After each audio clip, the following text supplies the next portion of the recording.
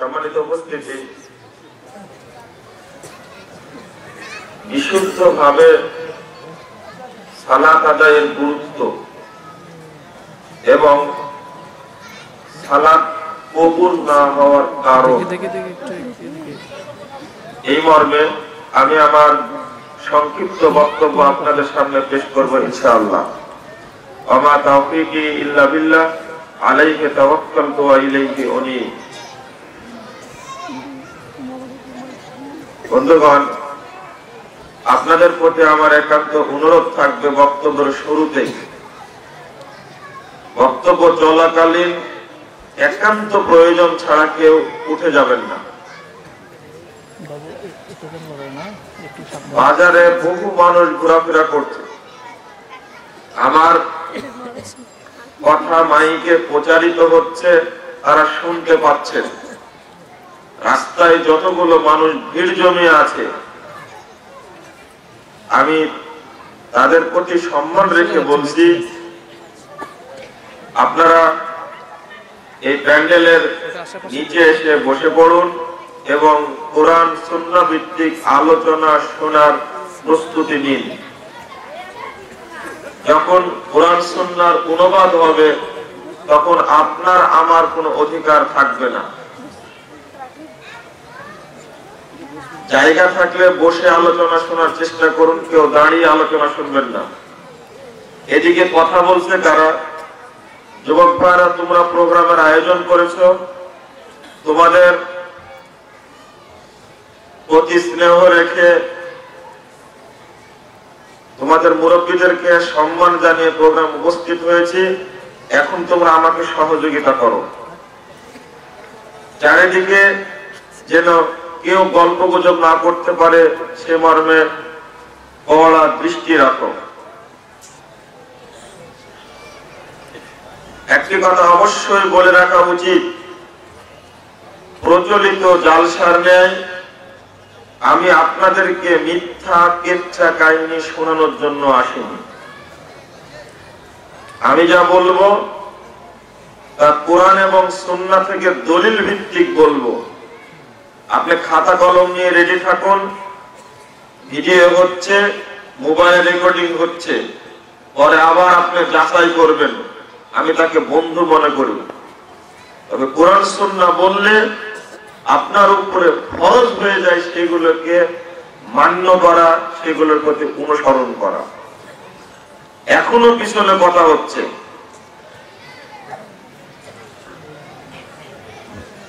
আল্লাহ রাব্বুল আলামিন বলেন সূরা তাওবা 14 নম্বর আয়াত, ইন্নানি আনাল্লাহ, নিশ্চয় আমি আল্লাহ, লা ইলাহা ইল্লা আনা, আমি ছাড়া কোনো ইলাহ নেই।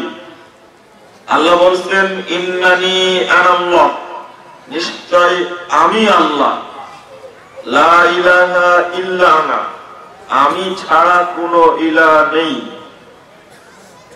ফা'বুদনি, সুতরাং আপনি আমার ইবাদত করুন, ওয়া আকিমিস সালাতা লিযিকরি, এবং আমাকে স্মরণ করার জন্য সালাত আদায় করুন।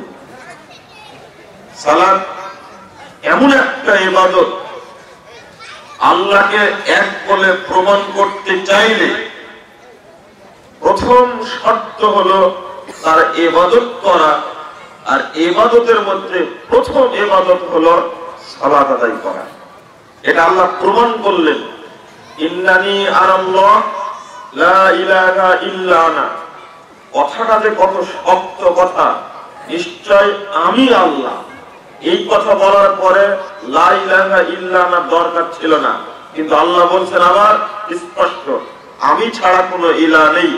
ফা'বুদনি, সুতরাং একমাত্র আমারই ইবাদত করুন, ওয়া আকিমিস সালাতা লিযিকরি, আমাকে স্মরণ করার জন্য সালাত আদায় করুন। ফা'বুদনি, আমারই ইবাদত করুন, এর অর্থ আমারই একমাত্র তাওহীদ প্রতিষ্ঠা করুন। সূরা জারিয়াত 56 নম্বর একটা আয়াত আপনারা জানেন, ওয়া মা খালাকতুল জিন্না ওয়াল ইনসা, তারপরে ইল্লা লিয়াবুদুন, এটা মুখস্থ থাকারই কথা সবার, কারণ খুব প্রসিদ্ধ আয়াত এটা। আমি জিন এবং মানুষকে সৃষ্টি করেছি ইল্লা লিয়াবুদুন, লিয়াবুদুন, তারা একমাত্র আমারই ইবাদত করবে। এর অর্থ হলো লিওয়াহিদুন, একমাত্র আমারই তাওহীদ প্রতিষ্ঠা করবে। মাঠে, ঘাটে, বাজারে, বাড়িতে, সচিবালয়ে, সংসদে, উপরে, নিচে, মাদ্রাসা, মসজিদে, কলেজে, স্কুলে, হাই স্কুলে, সর্বস্থানে একজন ব্যক্তি একমাত্র আল্লাহর তাওহীদকে প্রতিষ্ঠা করবে। মাকসুদের নাম ইবাদত, লিওয়াহিদুন। সূরা ফাতিহার মধ্যে একটি আয়াত পড়েছেন, ইয়্যাকা না'বুদু, তারপরে ওয়া ইয়্যাকা নাস্তাঈন। ইয়্যাকা না'বুদ, একমাত্র আপনারই ইবাদত করি আমরা, এটা বলি। না'বুদ মানে কি? ইবনে আব্বাস রাদিয়াল্লাহু আনহু সহ সাহাবায়ে কেরাম বলেছেন, ইয়্যাকা না'বুদু আই ইয়্যাকা নুওয়াহিদু, একমাত্র আপনাকেই প্রমাণ করি সব কাজে, আপনারই ইবাদত করি, মানে কি আপনারই তাওহীদ প্রতিষ্ঠা করি। এটা দ্বারা আমি বুঝাতে চাইলাম আপনাদেরকে যে ইবাদত সব, আপনি ঘুমাচ্ছেন এটাও মুমিনের জন্য ইবাদত। ঘুমাতে গেছেন, ঘুমানোর শর্ত মানছেন, ডান কাতে ঘুমাবেন, ঘুমানোর সময় দোয়া পড়ছেন, আল্লাহুম্মা বিসমিকা আমুতু ওয়া আহইয়া, এটা পড়ছেন। যখন ডান চলের নিচে আপনার ডান হাত রাখছেন, তখন কি বলছেন? আল্লাহুম্মা ইনি আযাবাকা ইয়াওমা তাবআসু ইবাদাক, হে আল্লাহ আমাকে মুক্ত করুন, আমাকে মাফ করুন জাহান্নাম থেকে, যেই দিন আপনি আপনার বান্দাকে কিয়ামতের মাঠে উঠাবেন, সেই দিন আমাকে জাহান্নাম থেকে মুক্ত করুন। এই কথা বলে ঘুমাচ্ছেন, আপনার ইচ্ছা সেখানে চলে না। দেখেন এখানেও তাওহীদ, ঘুম থেকে যখন উঠছেন, তাকানোর পরেই নাক ঝাড়বেন আর বলবেন, কারণ শয়তান নাকের মধ্যে থাকে, বলবেন লা ইলাহা ইল্লাল্লাহ ওয়াহদাহু লা শারীকা লাহু লাহুল মুলকু ওয়া লাহুল হামদু ওয়া হুয়া আলা কুল্লি শাইইন কাদির। উঠেই, ঘুম থেকে উঠে বসেই বলছেন আলহামদুলিল্লাহিল্লাযী আহইয়ানা বা'দা মা আমাতানা ওয়া ইলাইহিন নুশুর। এটা শেষ হলো। এবার বাথরুমে যাওয়ার জন্য দরজা খুলবেন, বলছেন বিসমিল্লাহ, খুললেন। যখন বাথরুমে ঢুকবেন তখন বলছেন আল্লাহুম্মা ইন্নী আউযু বিকা মিনাল খুবুসি ওয়াল খাবাইস। বাথরুম সারা পরে বের হচ্ছেন, কি বললেন? গুফরানাকা। আপনি প্রত্যেকটি স্থানে একজন ব্যক্তির নীতি মানার নাম হলো, তিনি হলেন আল্লাহ রাব্বুল আলামিন। তাকে বলা হয় সর্বক্ষেত্রে তাকে মেনে নেওয়া, একমাত্র তারই তাওহীদকে প্রতিষ্ঠা করা। তার মধ্যে শ্রেষ্ঠ ইবাদতের নাম কি? আমি এতটুকু বুঝালাম, ফা'বুদনি, সুতরাং একমাত্র আমারই তাওহীদকে মেনে নিন, ও আকিমিস সালাতা লিযিকরি, এবং আমাকে স্মরণ করার জন্য সালাত আদায় করুন। আমরা তো সালাত আদায় করি, কিন্তু সালাত কবুল হয় না। যে কবুল না হওয়ার কারণটা কি? দেখুন, আল্লাহ রাব্বুল আলামিন বলছেন সূরা আনকাবুত 45 নম্বর আয়াত, আল্লাহ বলছেন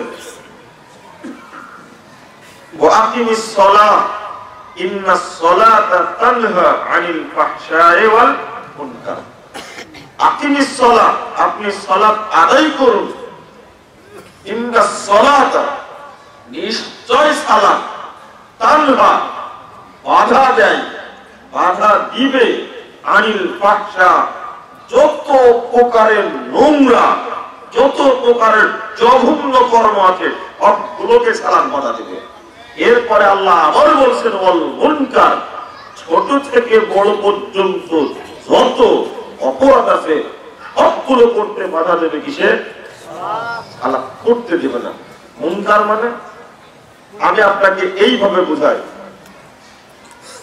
আপনি এখান থেকে সামনে গিয়ে রিকশা থেকে নামবেন, নামার পরে রিকশাওয়ালাকে 10টা টাকা দিবেন, পকেট থেকে বের করে দেখছেন 2টা 10 টাকার নোট, একটা খুব কড়কড়ে টাকা আর একটা ময়লাযুক্ত টাকা। যদি আপনি মুসল্লি হন, রিকশাওয়ালাকে কোন টাকাটা দেবেন? ময়লা টাকাটা। কিন্তু আপনার স্বভাব কি? বর্তমান স্বভাব প্রচলিত হচ্ছে কোনটা? তাহলে আপনি মুসল্লি না। আমি মুনকার দ্বারা বুঝাতে চাইলাম, ফাহশা আলেম মানুষ অনেকে আছেন, এটা জমা দেওয়ার হচ্ছে বহু বছর, যত নোংরা জঘন্য কাজ ছোট থেকে বড় পর্যন্ত সবকে বোঝায় ফাহশা কাজ। এরপরে আল্লাহ মুনকার শব্দ ব্যবহার করলেন কেন? একেবারে দৃষ্টিগত কোন কাজও মুসল্লি করতে পারবে না, সালাত এমনই একটা। কিন্তু কই এরপর আল্লাহ বলেন আল্লাহ যিকরুল্লাহি আকবার, আল্লাহ রাব্বুল আলামিনকে স্মরণ করার সবচেয়ে বড় মাধ্যম কি? সালাত। যদি এটাই হয়, আপনি একবার ভেবে দেখুন তো যে সালাত আপনাকে বাধা দিতে পেরেছে কিনা। ছোট্ট কথা এখানে বলে রাখি আপনাকে, এই সালাত দুনিয়াবী জীবনে যদি আপনার কোনো কাজ করতে না পারে, আপনার পরিবর্তন যদি সালাত না করতে পারে, আপনি সালাত করছেন 20 বছর যাবত, কিন্তু আপনার জীবনের কোনো পরিবর্তন সালাত করতে পারেনি, নিঃসন্দেহে জেনে রাখুন এই সালাত কাল কিয়ামতের মাঠে আপনার কোনো উপকার করতে পারবে না, বরং ক্ষতি করবে। কথাটা যতগুলো কথা বলবো আজকে, এই কথাটা আপনি মনে রাখবেন ইনশাআল্লাহ। আমার সালাত যদি আমার এই জীবন উপকার না করতে পারে, তাহলে কিয়ামতের মাঠে এই সালাত কোনো কাজ করতে পারবে না। তাই তো বলি, একজন ব্যক্তি সালাত আদায় করছে 30 বছর যাবত, ওই লোকটি 30 বছর যাবত বিড়িও খাচ্ছে, ওর সালাত কি কবুল হয়? একজন ব্যক্তি 50 বছর যাবত সালাত আদায় করছে, কিন্তু ও আবার সুদের ব্যবসাও করছে। কি সুদ খায় না? গ্রামীণ ব্যাংক, আশা ব্যাংক, ব্রাক ব্যাংক, সোনালী ব্যাংক, অগ্রণী ব্যাংক থেকে ঋণ কারা নাই? খ্রিস্টানরা না, হিন্দুরা না, মুসলমানরা নাই? আপনারা নেন না? অনেক লক্ষ লক্ষ টাকা ঋণ নিয়ে বিরাট বিরাট দালান কোটা 10 তলা বিল্ডিং বানিয়ে ব্যবসা করতে হবে, এই অধিকার আপনাকে দেয় ছেলেরা। এদিক দিয়ে তুমি হেঁটে দেন না যায় কেউ। কে আপনাকে অনুমতি দিল? আপনি সুদ খেতে গেলেন কেন? আমি সুদের বিরুদ্ধে এখানে বলবো না, একটু পরে বলবো। আপনাকে বুঝাচ্ছি, সুদ এত বড় জঘন্য কর্ম, এত বড় অন্যায় কর্ম, এটা জানার পরেও কোন সালাত আপনি আদায় করছেন 50 বছর যাবত, আপনি সুদও খাচ্ছেন, মানে ওই সালাত আপনি আদায় করেন না, সালাত নামের ভণ্ডামি করছেন। আমার কথার গলায় যদি আপনি দুঃখ পান, তাহলে এটা ইমানি ব্যাপার। আপনি সুদ ত্যাগ করে সালাত ভালোভাবে আদায় করার চেষ্টা করুন। আল্লাহর দাবি কখনো মিথ্যা নয়। আপনি ভণ্ড মুসল্লি বলে আপনার দাবি মিথ্যা, আল্লাহর দাবি কখনো মিথ্যা হতে পারে না। আল্লাহ বলছেন ইন্নাস সালাতা, নিশ্চয় সালাত তানহা, বাধা দিবে আনিল ফাহশা, যাবতীয় অন্যায় কর্ম, যাবতীয় খারাপ কাজ থেকে, ওয়াল মুনকার, যত অশ্লীল কাজ আছে সবগুলোকে বাধা দিবে। আমার আল্লাহ এই কথা বলেছেন, মুসল্লি সালাত আদায় করলে ওর দ্বারা কোনো পাপ সংগঠিত হবে না, এটাই চূড়ান্ত কথা। কিন্তু ওই আপনাকে বাধা দিতে পারবি কেন? অথচ কত বড় পাপ দেখেন, আপনি হিসাবই করতে পারবেন না। মানুষ যতই পাপ করুক না কেন, সুদের পাপ কি এক সমান? কিভাবে হয়? ইবনে মাজাহ 2274 নম্বর হাদিসটা খুলুন। আল্লাহ নবী মুহাম্মদ সাল্লাল্লাহু আলাইহি ওয়াসাল্লাম বলেন, আর রিবা সাবুনা জুজা, সুদের ভাগ হলো 70টা। কোন ব্যক্তি যদি 1 টাকা সুদ খায়, তাহলে ওই ব্যক্তির পাপ হয় কত রকমের? 70 রকমের। তার মধ্যে একটা ছোট পাপ হলো ওই ব্যক্তি যেন তার মায়ের সঙ্গে জেনা করতে থাকে। আমি নাউজুবিল্লাহ শব্দ শুনতে চাই না, আগামীকাল থেকে এলাকায় সুদ থাকবে না, এটা আমি জানতে চাই। গ্রামীণ ব্যাংকে নাউজুবিল্লাহ বহু শুনেছি, এখানে মুনাফিকি করে নাউজুবিল্লাহ বলেন বটে, মানুষকে চিনতে বাকি আছে আমার। যদি এখানে প্রশ্ন করি সকল ক্ষমতার উৎসকে, উত্তর কি? আল্লাহ। দিনাজপুর কলেজ মাঠে, বেগম রোকেয়া বিশ্ববিদ্যালয়ের মাঠে ওই ঢাকা থেকে যে সমস্ত নেতৃবৃন্দ আসবে কালকে জিজ্ঞেস করে সকল ক্ষমতার উৎসকে, বলবেন কি? জনগণ। এরা কাঁচা মুনাফিক, টাটকা মুনাফিকেরা, এটাকে চিনতে বাকি আছে যে না এখানে যেটা বলেছেন ওইটা ওখানে বলতে হবে। আপনাকে ওখানে যাওয়াই যাবে। আপনি এখানে আসছেন তো ওখানে যাবেন কেন? আপনার দ্বিমুখী মুনাফিক কেন? এই মুনাফিকে কে শিখিয়েছে? পাশ্চাত্যের জঘন্য পচা রাজনীতি, বস্তা বস্তা সংস্কৃতি দিয়ে মুসলিম উম্মার মাথাকে হরণ করা হয়েছে। তার কাছে শিরিক বেদা সব সমান হয়ে গেছে। আপনাকে চিনি, এই হাদিস শুনলেন, সুদ খেলে সুদের ছোট পাপ হলো মায়ের সঙ্গে জেনায় লিপ্ত হওয়া। এরপর মুসল্লি আপনি সুদ খাচ্ছেন, এটা হতেই পারে না। আল্লাহ নবী শুধু এতটুকু বলেননি, দারাকুতনি খুলুন 3 নম্বর খণ্ডের 16 পৃষ্ঠাকে হাদিস পর্যন্ত হয়েছে।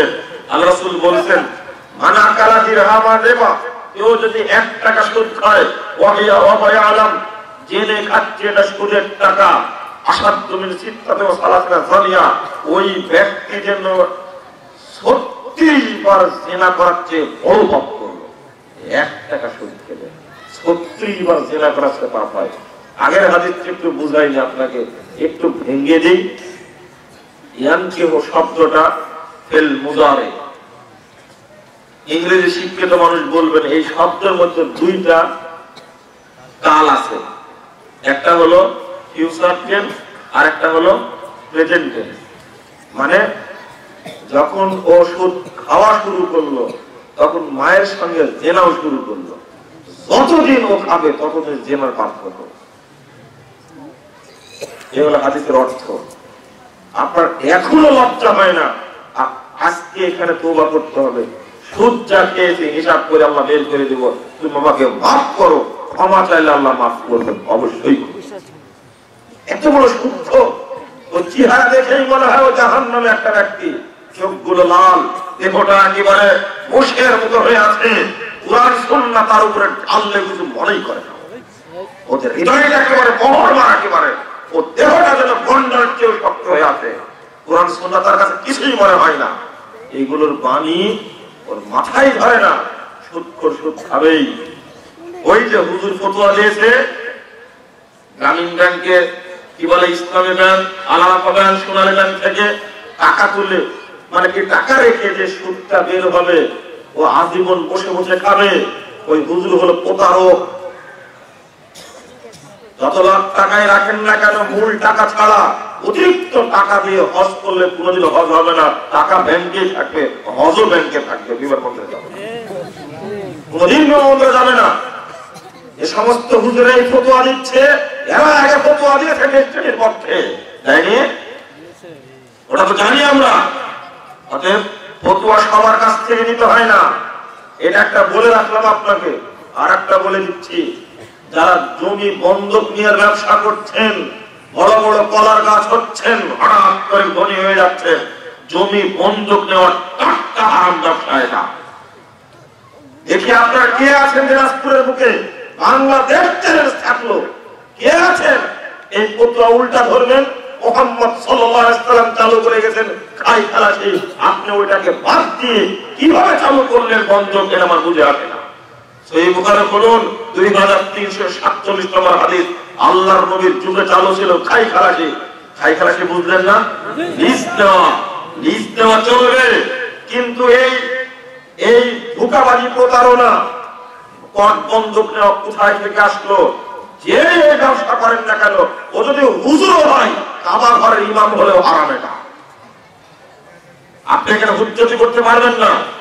দুই, এখানে এটাও বলে রাখি, এটা আমাদের সাথে সম্পৃক্ত, আপনাদের আছেন না জানি না। সহিহ মুসলিমের হাদিস, ফল ডাকর হওয়ার আগে বিক্রি করা নিষেধ। 3994 নম্বর হাদিস, নবী মুহাম্মদ সাল্লাল্লাহু আলাইহি ওয়াসাল্লাম বলেছেন, নাহা আনিল মুআওয়ামা, অর্থাৎ ফল ডাকর মানে পুষ্ট না হওয়ার আগে বিক্রি করা যাবে না। পুষ্ট হতো ফল, সেখানে আমের বাগান বিক্রি করে হাজী সাহেব হজ করতে চলে যাচ্ছে। 10 বছরের চুক্তিতে বিক্রি করে হাজী সাহেব হজ চলে যাচ্ছে, আমার কাছে দোয়া যাচ্ছে, বেটা দোয়া করে এবার হজে যাচ্ছে। কিভাবে গেলেন? 3টা বাগান ছিল, বাগানগুলো আমি বন্ধক দিয়েছি 10 বছরের চুক্তিতে, তবুও হজটা করতে চাই। আমি বললাম, চাচা হজ বাগানেই থাকবে, হজ বিমানবন্দর পর্যন্ত পৌঁছবে না, পৌঁছার কোন সুযোগ নেই, এটা হারাম। দেখেন এবার, তাই তো হাজী সাহেব হজ করে আসার পরেও দেখছি সুদ, ঘুষ, জুয়া, লটারি, হারাম যা আছে সবই চলছে। হজের উপর কোন কাজ করতে পারেনি। মিথ্যা কথা তো আছেই, মিথ্যা সাক্ষী তো আছেই, বরং বলে আরো 10 বছর আগে করলে তো ভালো ভালো হতো। না, এগুলো প্রতারণার সিস্টেম। আমি বললাম, আম বাগান বিক্রি করে যাচ্ছেন আপনি হজে, এটা চলবে না, এটা মানুষকে সুদ খাওয়া শিখিয়েছে। বলছিলাম এখানে নবী মুহাম্মদ সাল্লাল্লাহু আলাইহি ওয়াসাল্লাম কেন বললেন সুদের কথাটা, এরকম জঘন্য কথা আপনাদের কাছে শুনিয়ে দিলেন, এরপর আপনি সুদ খাচ্ছেন, সালাত আদায় করছেন, তাহলে বুঝতে হবে আপনার সালাত আপনার কোনো কাজ করতে পারছে না। অথচ আল্লাহ বলেছেন সালাত আদায় করলে কি হবে? খারাপ কাজ থেকে বিরত থাকবে। এটা তো আমি হারাম খাওয়ার কথা বললাম। তাহাজ্জুদ পড়ার মানুষ আপনি, মসজিদে বসে সব সময় আল্লাহর জিকির করেন, কোরআন তেলাওয়াত করেন, মুসল্লি মানুষ আপনি, অথচ আপনার মেয়েটা পহেলা বৈশাখের অনুষ্ঠানে ঘুরতে গেছে বন্ধুর সাথে। পড়ে কোথায়? দিনাজপুর কলেজে পড়াশোনা করে। আপনি জানেন না আপনার মেয়েটা 14ই ফেব্রুয়ারি তথাকথিত বাংলাদেশের বেশ্যা দিবস, মানে ভালোবাসা দিবস, এই দিবসের দিনে কোথায় যে আপনি জানেন না, আপনি কিসের মুসল্লি? জেনা এটা হতেই পারে না। আপনি জিকির করছেন, আপনার স্ত্রী আপনার মেয়ে সহ চলে গেছে বিয়ে খেতে, চলে গেছে শিক্ষা সফরে, চলে গেছে ওই অনুষ্ঠানে। কোন অনুষ্ঠান? দেখেন কত সুন্দর আপনার চেহারা, মুখে দাড়ি, মাথায় টুপি, আপনার মেয়েটা ওই যে ঢাকা থেকে নেতা আসবে, ওই মঞ্চে গিয়ে দেখছে নৃত্য করে লক্ষ জনতার সামনে গান গাচ্ছে। আমার মুসল্লি আপনি না, আপনি মুসল্লি হলে বউকে একটা কথা, পর্দা মেনটেন করে আমার কথা শুনে বাড়িতে অবস্থান করতে হবে, না থাকলে তোমাকে তালাক। সোজা কথা। ওই বউ আপনি রাখতে পারবেন না। ইসলাম আপনাকে অধিকার দিয়েছে, কথা শুনবে না মানে? হ্যাঁ, যদি আপনি খান্নাসে যৌতুক নিয়ে বিয়ে করে নিয়ে আসেন, তোকে তো ধমকটাই দিতে পারবেন না। আপনি এক কথা বললে ও 10 কথা শুনিয়ে দিবে। এক শ্রেণীর মানুষ, আপনাকে আমি সালাতের বক্তব্য কি দিব, এই আয়াতের অনুবাদ করতে গিয়ে আপনাকে কি বুঝাবো? আপনার স্ত্রী আপনার কথা শুনবে কেন? ঢাকা বিশ্ববিদ্যালয় মাস্টার্স করা মহিলা, ওই মেয়ে চুল কেটে, বব কাটিং চুল কেটে থাকতো, জীবনে বুরকা পরেনি। বৌমা হিসাবে আপনি বাড়িতে নিয়ে আসছেন, ওই মহিলা কি ভালো সন্তান জন্ম দিবে? কোন দিনই দিবে না। ওই মহিলা ভালো সন্তান জন্ম দিবে না। কেন এই মহিলাকে আপনি নিয়ে আসছেন? নিয়ে দেখতে গিয়ে প্রথম কথা, ছেলেরা তোমরা শুনে রাখো, জিজ্ঞেস করবে তুমি কি কোরআন তেলাওয়াত করতে জানো? আর এখন কিছু ইতর শ্রেণীর মানুষ, ভিন্ন শ্রেণীর মানুষ নিয়ে দেখতে গিয়ে বলে তুমি কি গান জানো? কত বড় ইতর মুসলমানের বাচ্চারা।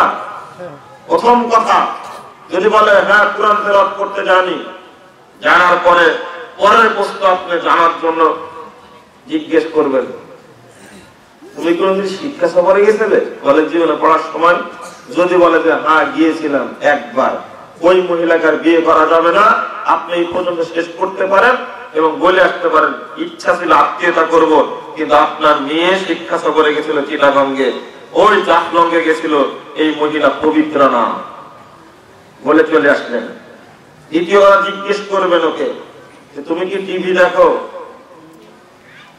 টিভি দেখো মানে বুঝতে পেরেছেন তো, যৌনাচারে ভর্তি, বলে যে আমি পিস টিভি দেখি না, এটা ভুল কথা। পিস টিভি যে মহিলা দেখবে, যে নিয়ে দেখবে, পিস টিভি মা হিন্দুকে মুসলমান তৈরি করে। তুমি বেপরদা মহিলা আর তোমাকে পর্দা তুলতে পারবে না। তুমি পিস টিভি দেখে দাবি করছো, আবার চিনা তুমি সবকিছু বলে গেলে মানে তুমি খামনাস মহিলা, তোমার দাবি ঠিক না, মিথ্যা দাবি এটা তোমার, অবশ্যই সততাপূর্ণ দাবি। এই প্রতারক মহিলাও পিস টিভি দেখলে আমি বুঝাতে পারিনি হয়তো আপনাকে, এদেশের কিছু মানুষ ডাক্তার জাকির নায়েকের বিরুদ্ধে কথা বলছে, জাকির নায়েক যে জিনিস একটা ও কখনো জানে না। সচক্ষে এবার দেখে আসলাম 19 এপ্রিল দুবাই পৌঁছে গিয়েই চলে গেলাম পিস কনফারেন্সে, সব স্পিকার হোটেলে থাকলেন, আমার এক ভাই আমাকে নিয়ে চলে গেলেন দুবাই পিস কনফারেন্সে। ডাক্তার জাকির নায়েককে সামনে দেখলাম, তিনি কেমন জিনিস, জাকির নায়েকের বিরুদ্ধে কথা বলে, আশ্চর্য হতে হয়, জাকির নায়েক কি জিনিস। আমি বলি তুমি এমন একটা ধর্ম ব্যবসায়ী আলেম, জাকির নায়েকের বিরুদ্ধে কথা বলো, 30 বছর যাবত বক্তব্য দিচ্ছ, বেনামাজি নামাজ পড়ে না, বেনামাজি নামাজ ধরে না, জাকির নায়েক মাত্র 3 মিনিটে একজন ইহুদি মহিলাকে মুসলমান তৈরি করতে পারে।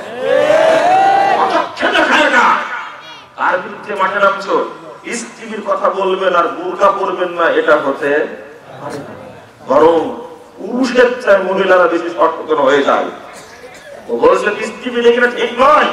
আমি আপনাকে বলছিলাম কথা, আপনি দায়ুস ছেড়ে বসে আছেন মসজিদের মধ্যে, স্ত্রীরও খবর নাই, মেয়েটারও খবর নাই, কোনোই খবর নাই, ছেলেটারও খবর নাই।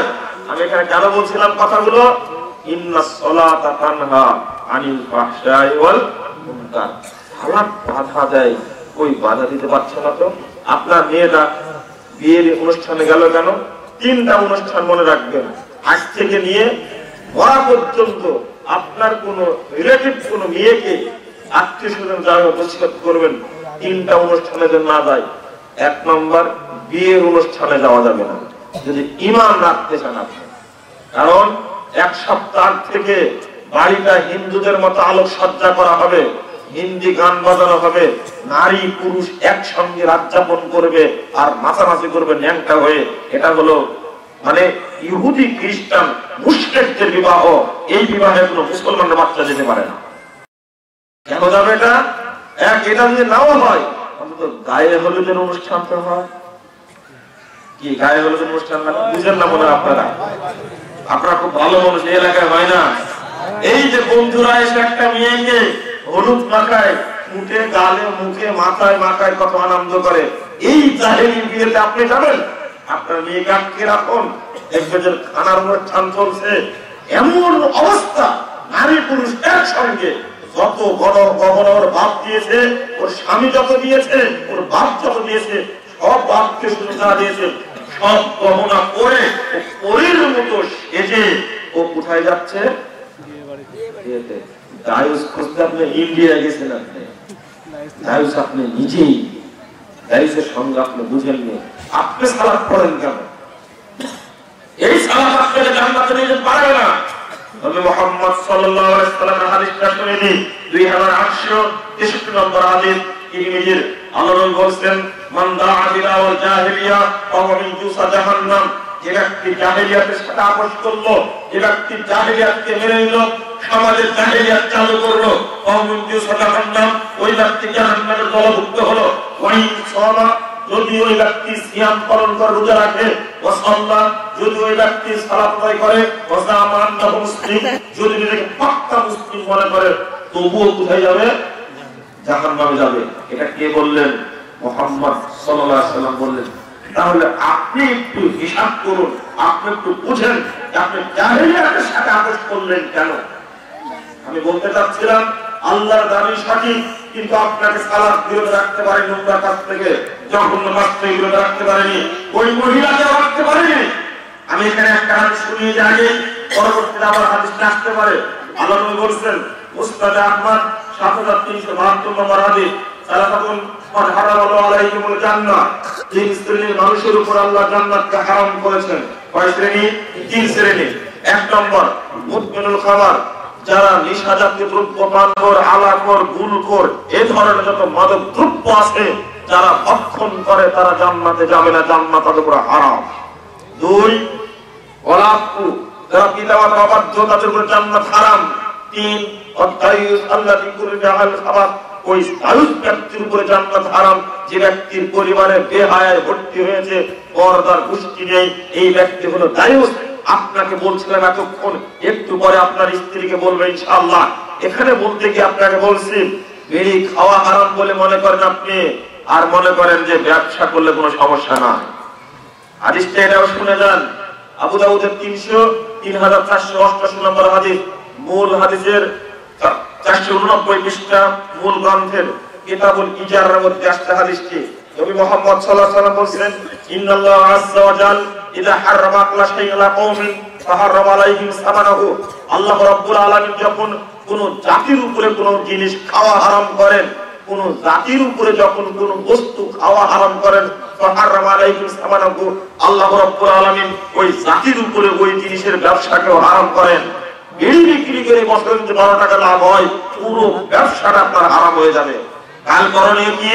এই চত্বরে যারা শুনছেন আমার বক্তব্য, বিড়ি থাক, সিগারেট থাক, দুল থাক, জর্দা থাক, আলাপালা থাক, যাই থাক না কেন, প্রথম কাজ হবে কালকে গিয়ে দোকান থেকে বের করে একেবারে পুড়িয়ে নষ্ট করে প্রমাণ করতে হবে আমি হারামকে পা দিয়ে তুলে দেব। পারবেন না, অত সহজ না। এর নাম হলো ঈমান। ঈমান বুঝিয়েছি আপনাকে, এর নাম ঈমান। শুনলেন, মানলেন, এখন ব্যাখ্যা করবেন। কোন কোন হুজুর তো বলে বিড়ি খাওয়া যায়। আজকে তার বিরল আহলে হাদিস কেন্দ্রীয় মসজিদে কথা বলছিলাম সুন্নাতের মূল্যায়নের উপরে। কোন ভাই যদি রেকর্ডিং করে থাকে আপনারা সে বক্তব্যটা শুনে নেবেন, সুন্নাতের মূল্যায়ন কাকে বলে। আমি এখানে আপনাকে বলছি, আপনি হাদিসটা মেনে চলুন। যেহেতু নবী বলেছেন মদখোররা জাহান্নামে যাবে, শুধু তাই আরেকটা হাদিস শোনালে যে আশ্চর্য হবেন আপনি। 2453 নম্বর হাদিস, মুসনাদে আহমদ, আল্লাহ নবী মুহাম্মদ সাল্লাল্লাহু আলাইহি ওয়াসাল্লাম বলছেন কি জানেন? মাতা মুদমিনুল খামার, যে বিড়ি খেতে খেতেই মারা গেল, মদ খেতে খেতেই মারা গেল, লাকি আল্লাহ ইয়াউমাল কিয়ামাতে কাআবিদুস সানাম, ওই ব্যক্তি আল্লাহর সঙ্গে সাক্ষাৎ করবে হিন্দুদের সাথে। এবার আপনি যাবেন কোথায়? মুসলমানের বাচ্চা বিড়ি খেতে খেতে মারা গেলে ও নিজে আত্মহত্যা করলো, ওই ব্যক্তি আত্মহত্যা করলো, ওর হাসর হবে হিন্দুদের সাথে, মুশরিকদের সাথে, মূর্তি পূজারীদের সাথে হাসর হবে। আমি বলতে চেয়েছিলাম কেন সালাত কবুল হয় না, একটা পয়েন্ট ছিল তাই না? জি, আপনার সালাত কবুল না হওয়ার মৌলিক 3টা কারণ।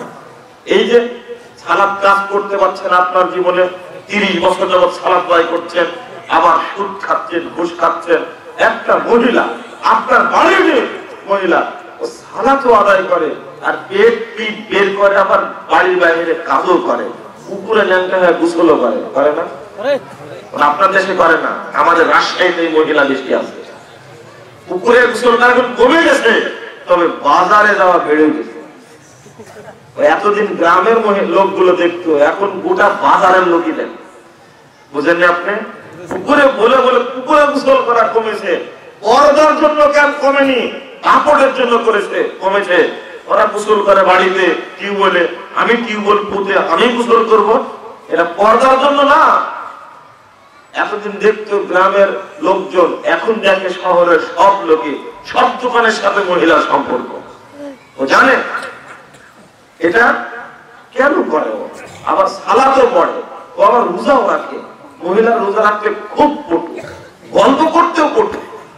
সালাত হয় না কেন? কেন সালাত হবে আপনার? আপনি নিজেই প্রশ্ন করুন, আপনি জাহেলিয়াতের সাথে জড়িত। 3টি স্থানে যাওয়া নিষেধ বলেছিলাম, একটা বিবাহ অনুষ্ঠান, আর একটা হলো শিক্ষা সফর। এখন বিশ্ববিদ্যালয়ের ছেলেরা কি বলছে জানেন? শিক্ষা সফর না, বেশ্যা সফর। বুঝলেন? বেশ্যা সফর কথাটা খুব নোংরা, ভাষা মুখ দিয়ে উচ্চারণ করা যায় না।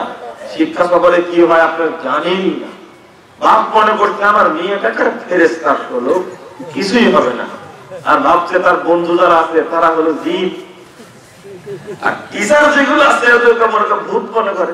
পরস্পরের সাথে কোনো আকর্ষণ লাগবে না, বিকর্ষণ হবে না, ক্রিয়াও নাই, প্রতিক্রিয়াও নাই, তাই না? আপনি তো মেয়েটাকে ফেরেশতা মনে করলেন। যখনই ও বাসে উঠেছে শিক্ষা সফরে যাওয়ার জন্য, রাত্রিতে রওনা দিয়েছে, শিক্ষা সফরে যাচ্ছে বন্ধুদের সাথে, উঠার সময় ওর পোশাকটা চেঞ্জ হয়ে গেছে। আপনি জানেন না, ওই পোশাক আপনি জীবনেও দেখেন। আপনি কিভাবে ঈমান আনলেন? আমি বলিনি যে আপনি বিশ্ববিদ্যালয়ে পড়ান, আপনার মেয়েকে পড়ান, কাছে রেখে পড়ান। এ আমানতদারিতার দায়িত্ব নিবে। মাকে এমন সচেতন সজাগ থাকতে হবে। 12টায় তোমার ক্লাস শেষ, আজকে তুমি আসছো 1টায়, প্রতিদিন আসছো 12টা, 12:30টায়, আজকে আধা ঘন্টা পরে আসলে কেন? কি ঘটনা তোমার? একদিন দেখছেন 2টায় আসছেন, ঘটনা কি? আজকে তো তোমার ক্লাস বন্ধ, হরতাল, ক্লাস বন্ধ, পয়লা বৈশাখ ছুটি, ক্লাস বন্ধ, তুমি কেন যাবে বিশ্ববিদ্যালয়ে? এইরকম ভাবে রাখতে হবে। দুনিয়াতে এখনো মহিলা আছে মাস্টার পাস কেন, কলেজে পড়তে না পড়তে, ও এসএসসি পাস করতে না করতে সম্পর্ক হয়ে গেছে, ওর বাপের বিয়ে দেওয়ার আর প্রয়োজন হয় না। এরকম আছে না? খুব গর্ব করছেন, মেয়েটাকে কত আদর যত্ন করছেন, কিন্তু এক সময় দেখবেন মেয়েটা হঠাৎ করে নেই, মন বন্ধ। কি ব্যাপার? তখন কি বলছেন জানেন? যে মহিলাটাকে আমি নিজ হাতে গড়ে তুললাম, আর আমার সাথে মুনাফিকি করলো, একে আর বাড়িতে তুলবো না। খুব রেগে গেলাম রে। বড় ভাই বলেছেন ওকে যেখানে পাবো সেখানে গুলি করে মেরে ফেলে দেবো, যাও পুলিশ যা ধরো। বড় ভাই হিসাবে আপনি কলঙ্ক, আপনি যদি ওইভাবে করে তুলতেন কখনো মহিলা এই নিয়ে কখনো অন্য ছেলেকে কখনো ছাই দিত না। আপনি বাপ হিসাবে অযোগ্য, বড় ভাই হিসাবে অযোগ্য। আপনাকে কে বলেছে কথা বলতে? জেলা করার সুযোগ করে দিয়েছেন আপনি নিজে। আর কারো নিয়ে নয়, বাড়িতে আপনার রঙের টিভি রয়েছে 32 ইঞ্চি, 24 ঘন্টা মা নিয়ে বসে বসে ভারতের ল্যাংটা ছবি দেখছে। ওই ছবি তো পেট ভরে না, বাজার থেকে ল্যাংটা সিঁড়ি কিনে এসে দেখছে মা মেয়ে একসঙ্গে। মা হলো সবচেয়ে বড় ঘাতক। কোন মহিলা মেয়ের যদি সম্পর্ক কোন ছেলের সাথে থাকে, মা অবশ্যই জানে, অবশ্যই মা জানে, অবশ্যই মা জানে। খান্নাস বলেছে, মাও খান্নাস, মেয়েও খান্নাস, এতে কোনো সন্দেহ নাই। আপনি কাকে বুঝাতে চান? আমাদের বোন নেই, আমি কাউকে দেখিনি। আপনার মেয়ে নষ্ট হলো কি করে?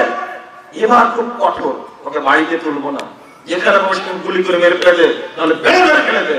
ও বাপ তুমি এখন যখন বের হয়ে চলে গেছে তখন বাপ, আগে বাপ ছিল না? এটা লজ্জা করা উচিত। বাপেরই দোষ না, মায়েরই দোষ না, তুমি বড় ভাই, তোমারও দোষ না, হতেই পারে না। চলে গেছে, ভদ্রতা বজায় কাজ করুন। সুন্দর করে ডেকে নিয়ে এসে বাবারা গেছো, বিয়ে শুদ্ধ বিয়ে করে ওকে জীবনযাপন করার সহযোগিতা করুন। দোষ আপনি করেছেন। হ্যাঁ, যোগ্য পিতা যদি বুদ্ধিমান পিতা হয়, সুন্দর করে, ঠিক আছে, বের হয়ে গেছে, মানিজ্য ঘরে থাক, তোমাদের বিয়ে করে দিন, ঘর সংসার করো, এটা বুদ্ধিমান পিতা। আর এরপরে যখন কঠোর হন, ও হলো চুট্টা মার্কা পিতা, হলো বিরাট মার্কা পিতা। আমি এখানে কেন বললাম? এখানে ছোট্ট কথা আপনাকে বলছিলাম যে জিনিসটা, সেটা হলো আপনি ওই মেয়েটাকে নিয়ে কথা বলছেন কেন? আমার তো দুঃখ হচ্ছে। ওই মহিলা হলো রাসূলের ভাষায় খান্নাস মহিলা। ওই মহিলা হলো জাহান্নামী মহিলা। আপনি জাহান্নামী মহিলা চিনেন না? চিনেন, খুব ভালো। আমার একটা জিনিস দুঃখ হয়, আপনারা আমাকে মাফ করবেন। মাফটা করছি কি জানেন? যার সাথে দিনাজপুরে বহু মহিলা আসে, কিন্তু বোরকা অধিকাংশেরই থাকে না। এটা আমি কিভাবে বোঝাবো আপনার? এমনি আসে, খোলা মাঠে আসে। কেন? বক্তব্য তো খুব শুনে। আব্দুর রাজ্জাক বিন ইউসুফ বহুদিন যাবৎ বাংলার মাঠে বিশেষ করে দিনাজপুরের গলিতে গলিতে আনাসে কানাসে যে মহিলাদের সম্পর্কে কড়া চামড়া তোলা বক্তব্য দেয়, এর সংশোধন হয়নি। আমার এই মিষ্টি ভাষায় এই মহিলা সংশোধন হবে আমি বিশ্বাসই করতে পারি। তাহলে এই মহিলারা কত নিচু শ্রেণীর মহিলা, বুঝতে পারছেন আপনারা?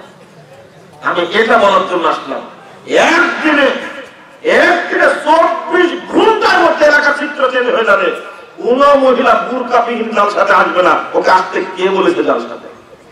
কে আসতে বলেছে জালসাতে? ওকে তো ডাকিনি আমি। তুমি আসলে কেন? আসলে জালসার আদব রক্ষা করে আসো, বুরকা পরে আসো, তোমার চেহারা যদি না দেখতে পাই। কত মহিলা এমনি ঢং করার জন্য আসছে। এরা হলো খান্নাস মহিলা। আমি তোমাদের আসতে বলিনি। তুমি কলেজে পড়ো, তুমি তোমার চরিত্র ভালো না, তুমি ভালো মহিলা না, বাড়িতে থাকো, যার সাথে এসে প্রতারণার সুযোগ দিলে কেন? না, সুযোগ নেই। তোমাকে সম্মান দেখে বলতে যাচ্ছি এই মর্মে যে তুমি এমন মহিলা হও যেন গোটা এলাকা ঈর্ষণীয় মহিলা হিসাবে তুমি যেন হয়ে যাও এক অন্যরকম দামি মহিলা, যেন তোমার সম্মান এমনি ছড়িয়ে পড়বে। তোমাকে এলাকার কোন যুবক দেখেনি, কোন আশেপাশের মানুষ দেখেনি, বিয়ের সময় আসবে তখন নিজে এলাকার মানুষ বলবে এদের সম্পর্কে আমরা যা জানি, এদের বাড়ির কোন মহিলাকে আজ পর্যন্ত দেখতে পাইনি। এটা 1 নম্বর সুনাম। তোমার বিয়ে হবে এমন বাড়িতে তুমি ভাবতেও পারবে না যে আমি এই পরিবারের নিয়ে এখানে আসলাম কেন। ভাবতে পারো। অবশ্যই আল্লাহ রাসূল বলেছেন, মুহাম্মদ রাসূলুল্লাহ সাল্লাল্লাহু আলাইহি ওয়াসাল্লাম বলেছেন, ইন্নাদ দুনিয়া কুল্লাহা মাতা। গোটা পৃথিবীটাই ভোগ্য বস্তু, গোটা পৃথিবী ভোগ্য বস্তু। ওয়া খায়রু মাতায়ে দুনিয়াল মারআতু সালিহা। আর এর মধ্যে সবচেয়ে উত্তম ভোগ্য বস্তু হলো, উত্তম বস্তু হলো কি? নেককার মহিলা। তাহলে আল্লাহ রাসূল সম্মান দিলেন। শুধু তাই, আরেকটা হাদিস শুনেন, 1137 নম্বর হাদিস তিরমিজির। আল্লাহ নবী বলেন, আল মারআতু আওরাতুন। মহিলারা হলো ঢেকে রাখার বস্তু, মুড়িয়ে রাখার বস্তু। দেখবেন আপনি, মুড়িয়ে রাখার বস্তু, এইরকম ভাবে মুড়িয়ে রাখার জিনিস। ফাইদা খরাজাত, যখন মুড়ক উন্মোচন করা হয়, ইস্তাশরাফা শয়তান, তখনই শয়তান তাকে জিনা করার জন্য উদ্বুদ্ধ করে। এই হাদিস কি বুঝবেন আপনি? কি বুঝলেন আপনি? যখনও শুনেন, এটা মুড়ক উন্মোচন করার পরে না ওকে শয়তান ধরবে, তাই না? কিন্তু যে মুড়ক পরেই তার অবস্থা কি? ও তো বুরকাও নাই, ওড়নাটাও নাই, শুধু পাতলা একটা ফতুয়া পরে আছে। এর কি হবে? মাথার চুলগুলো খোলা। আমি তো এই বক্তব্য দেওয়ার লোক না, কিন্তু আমাকে একটু রাগায় দিয়েছেন আপনারা অন্যদিকে। এই জায়গায় চলে এসেছি। মাপ চাই। আমি বলতে চাচ্ছিলাম, সালাত শুদ্ধ হয় না কেন? 3টা কারণ। 1, খুলুসিয়াতে ত্রুটি রয়েছে। মুখে লা ইলাহা ইল্লাল্লাহ, ভিতরে ইবলিসে আজম। 1। 2, সালাত আদায় করেন কিন্তু নবীর তরিকায় আদায় করেন না। 3, সালাত আদায় করে আল্লাহ সন্তুষ্টির জন্য, নবীর তরিকা আদায় করে। 3 নম্বর একটা কারণ আছে, সেটা হলো আপনার রুজি হারাম। আপনার রাসূলের তরিকায় সালাত আদায় করছেন, আপনার নিয়াত স্বচ্ছ, জামাটা হারাম টাকা। দুপুরে যে খাবারটা খেয়েছেন এটা হলো ঘুষের টাকা। যে পানিটা আপনি প্রতিদিন পান করেন, যে টিউবওয়েলটা পোতা, এই টিউবওয়েলটা পোতা হয়েছে গ্রামীণ ব্যাংক থেকে কিস্তি নেওয়া টাকা দিয়ে। আজীবন পানি খেয়ে মদত কবুল হবে না। আপনি হাদিসটা বিশ্বাসই করতে চাচ্ছেন না। হাদিসটা শুনেন তাহলে, সহিহ মুসলিম 326 পৃষ্ঠা, প্রথম খণ্ডের। নবী মুহাম্মদ সাল্লাল্লাহু আলাইহি ওয়াসাল্লাম। আমার বক্তব্য সবাই বুঝতে পারছেন? মাইকে সমস্যা নাই তো? আল্লাহ নবী বলছেন, ইন্নাল্লাহা তাইয়্যিব লা ইয়াকবালুল্লাহু ইল্লা তাইয়্যিবা। আল্লাহ বলেন পবিত্র, পবিত্র বস্তু ছাড়া তিনি কিছু কবুল করেন না। আল্লাহ বলেন পবিত্র, লা ইয়াকবালু ইল্লা তাইয়্যিবা, তিনি পবিত্র বস্তু ছাড়া কবুল করেন না। এই কথা বলার পরে দুটো আয়াত পড়েছেন, পড়ে আল্লাহ নবী বলছেন শোনো এবার উদাহরণ নাও। এমন একটা উদাহরণ পেশ করেছেন, আশ্চর্যজনক একটা উদাহরণ। আপনাকে উদাহরণটা কিভাবে উপলব্ধি করার কথা বলি। আল্লাহ নবী বলছেন ওয়াদাকার রাজুল ইতিল সাফারা আশাসা আকবরা, একজন ব্যক্তি সফর করতে করতে করতে বহু দূর চলে এসেছে। ছিল হলো চিটাগং, চলে এসেছে দিনাজপুর। আসার পরে সবকিছু শেষ হয়ে গেছে। আশাসা আকবরা, ওই ব্যক্তির মাথার চুলগুলো এলোমেলো হয়ে গেছে, মুখটা ধুলায় মলিন হয়েছে। আল্লাহর কাছে এবার আমার দাইয়াদাই ইলাসামা, দুইখানা হাত তুলে আল্লাহকে বলেছে ইয়া রাব্বি ইয়া রাব্বি, হে আমার রব হে আমার রব বলে আল্লাহকে চিৎকার করছে। শুনুন এবার আল্লাহ নবী বলছেন সাহাবীরা দেখো দেখো দেখো, লোকটা দিকে তাকিয়ে মাতামু হারাম, এই ব্যক্তির খাদ্য হারাম, ওয়া মাশরাবু হারাম, এই ব্যক্তির পানীয় হারাম, ওয়া মালবাসু হারাম, এই ব্যক্তির পোশাক হারাম, ওয়া গুসিয়া বিল হারাম, এই ব্যক্তির দেহটা তৈরি হয়েছে হারাম দ্বারা। ফাআন্না ইস্তাজাবু জানে, বলো তো এই লোকের দোয়া কবুল হবে কিনা? আল্লাহ নবী বললেন লোকটার কথা। আশ্চর্যজনক ব্যাপার হলো এই লোকটার মধ্যে কয়েকটি শর্ত বিদ্যমান। দোয়া কবুলের যত শর্ত আছে সবই আছে এর মধ্যে। দেখছেন মুসাফিরের দোয়া কবুল হয়, 1 নম্বর মুসাফির। 2 নম্বর দরিদ্র নিঃস্ব ব্যক্তি আল্লাহর কাছে চাইলে আল্লাহ দোয়া কবুল করেন। 3 ওই ব্যক্তি দুইখানা হাত তুলে দোয়া করছে, দুইখানা হাত তুলে দোয়া করছে। 4 কাকুতি মিনতি করে বলছে ইয়া রব্বি ইয়া রব্বি। দোয়া কবুলের শর্ত সবই আছে, কিন্তু কবুল হচ্ছে না। কারণটা কি? হারাম করে। হারাম করে বিষয়টা আপনাদের বুঝাতে পারিনি। সুদ করে এখনো বলে আমি জান্নাতে যাব, তোমার কথাই মিথ্যা। গ্রামীণ ব্যাংকের কিস্তি নেওয়াচ্ছেন আপনি বউকে দ্বারা, আবার বলছেন জান্নাতে যাবেন আপনি। জান্নাত বউ আগে হারাই, আপনি জানেন না সুদ কত বড় অপরাধ, এরপরও খাচ্ছেন। মেরিখদের কি বলবে তার বলেন। আজকে অনুরোধ করছি যারা আমার কথা শুনছেন, উপদেশটা মনে রাখবেন, আজ দ্বারাই বুঝালাম। আপনারা আজ থেকে নিয়াত করুন, অন্তত আজকে নিয়াত করুন আল্লাহ আমাকে তৌফিক দান করো, আমি আর এই মাদক দ্রব্য কোনদিন খাবো না। আল্লাহ তওবা করলাম। কি করা যায় না এটা? আল্লাহ তৌফিক দিতে পারেন, এটা বলেন আপনি। এখানে বলছিলাম আপনি 3টা কারণে সালাত হচ্ছে না, কবুল হচ্ছে না। তার মধ্যে একটা হলো ইবাদত কবুলের পূর্ব শর্ত কি? হারাম রুজি না হালাল রুজি? হালাল রুজি। এখানে হালাল রুজিটা আরেকটু বোঝায় আপনাকে, কত গুরুত্বপূর্ণ জিনিস। নোমান ইবনে কওকাল নামের এক সাহাবী, কে? নোমান। শুধু নোমান মনে রাখেন। সহিহ মুসলিমের 117 নম্বর হাদিস, কিতাবুল ঈমানের প্রথমে একটা হাদিসটা রাসূলুল্লাহ সাল্লাল্লাহু আলাইহি ওয়াসাল্লামের কাছে গিয়ে দৌড়ে গিয়ে বলছেন ইয়া রাসূলুল্লাহ ইদা সাল্লাইতুল মাকতুবা, আমি যদি ফরজ সালাত আদায় করি, যদি আমি ফরজ সালাত আদায় করি, ওয়া আহাল্লালতুল হালাল ওয়া হারামতুল হারাম, যদি হালাল গুলোকে যদি আমি গ্রহণ করি আর হারাম গুলোকে যদি বর্জন করি, আদখুলুল জান্নাহ, তাহলে কি আমি জান্নাতে যেতে পারবো? কয়টা কাজ? কয়টা কাজ? 2টা। ফরজ সালাত আদায় করবে আর হালাল গ্রহণ করবে আর হারাম বর্জন করবে, তাহলে কি জান্নাতে যেতে পারবো? আল্লাহ নবী বললেন নাম, তুমি অবশ্যই জান্নাতে যেতে পারবে। তাহলে হারাম কত খারাপ জিনিস, হালাল কত গুরুত্বপূর্ণ। আপনার মধ্যে কতটুকু হারাম আছে এই হাদিসটা শুনুন আপনি, আমি আপনাকে বুঝাতে থাকি। নবী মুহাম্মদ সাল্লাল্লাহু আলাইহি ওয়াসাল্লাম একদিন দেখছেন খায়বারের যুদ্ধে 323 নম্বর হাদিস সহিহ মুসলিমের, নবী মুহাম্মদ সাল্লাল্লাহু আলাইহি ওয়াসাল্লাম দেখছেন খায়বারের যুদ্ধে অনেক সাহাবী শহীদ হয়ে গেছেন।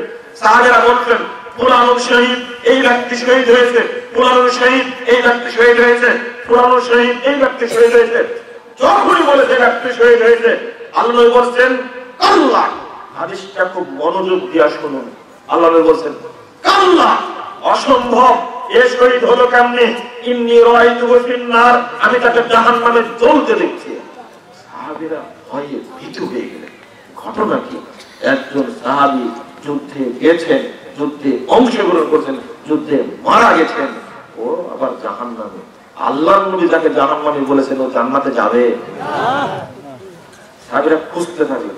হঠাৎ করে তার ব্যাগের মধ্যে পেয়ে গেছেন একটা ছোট্ট রুমাল, একটা পুরাতন রুমাল যেটা মাথায় দেওয়া হতো।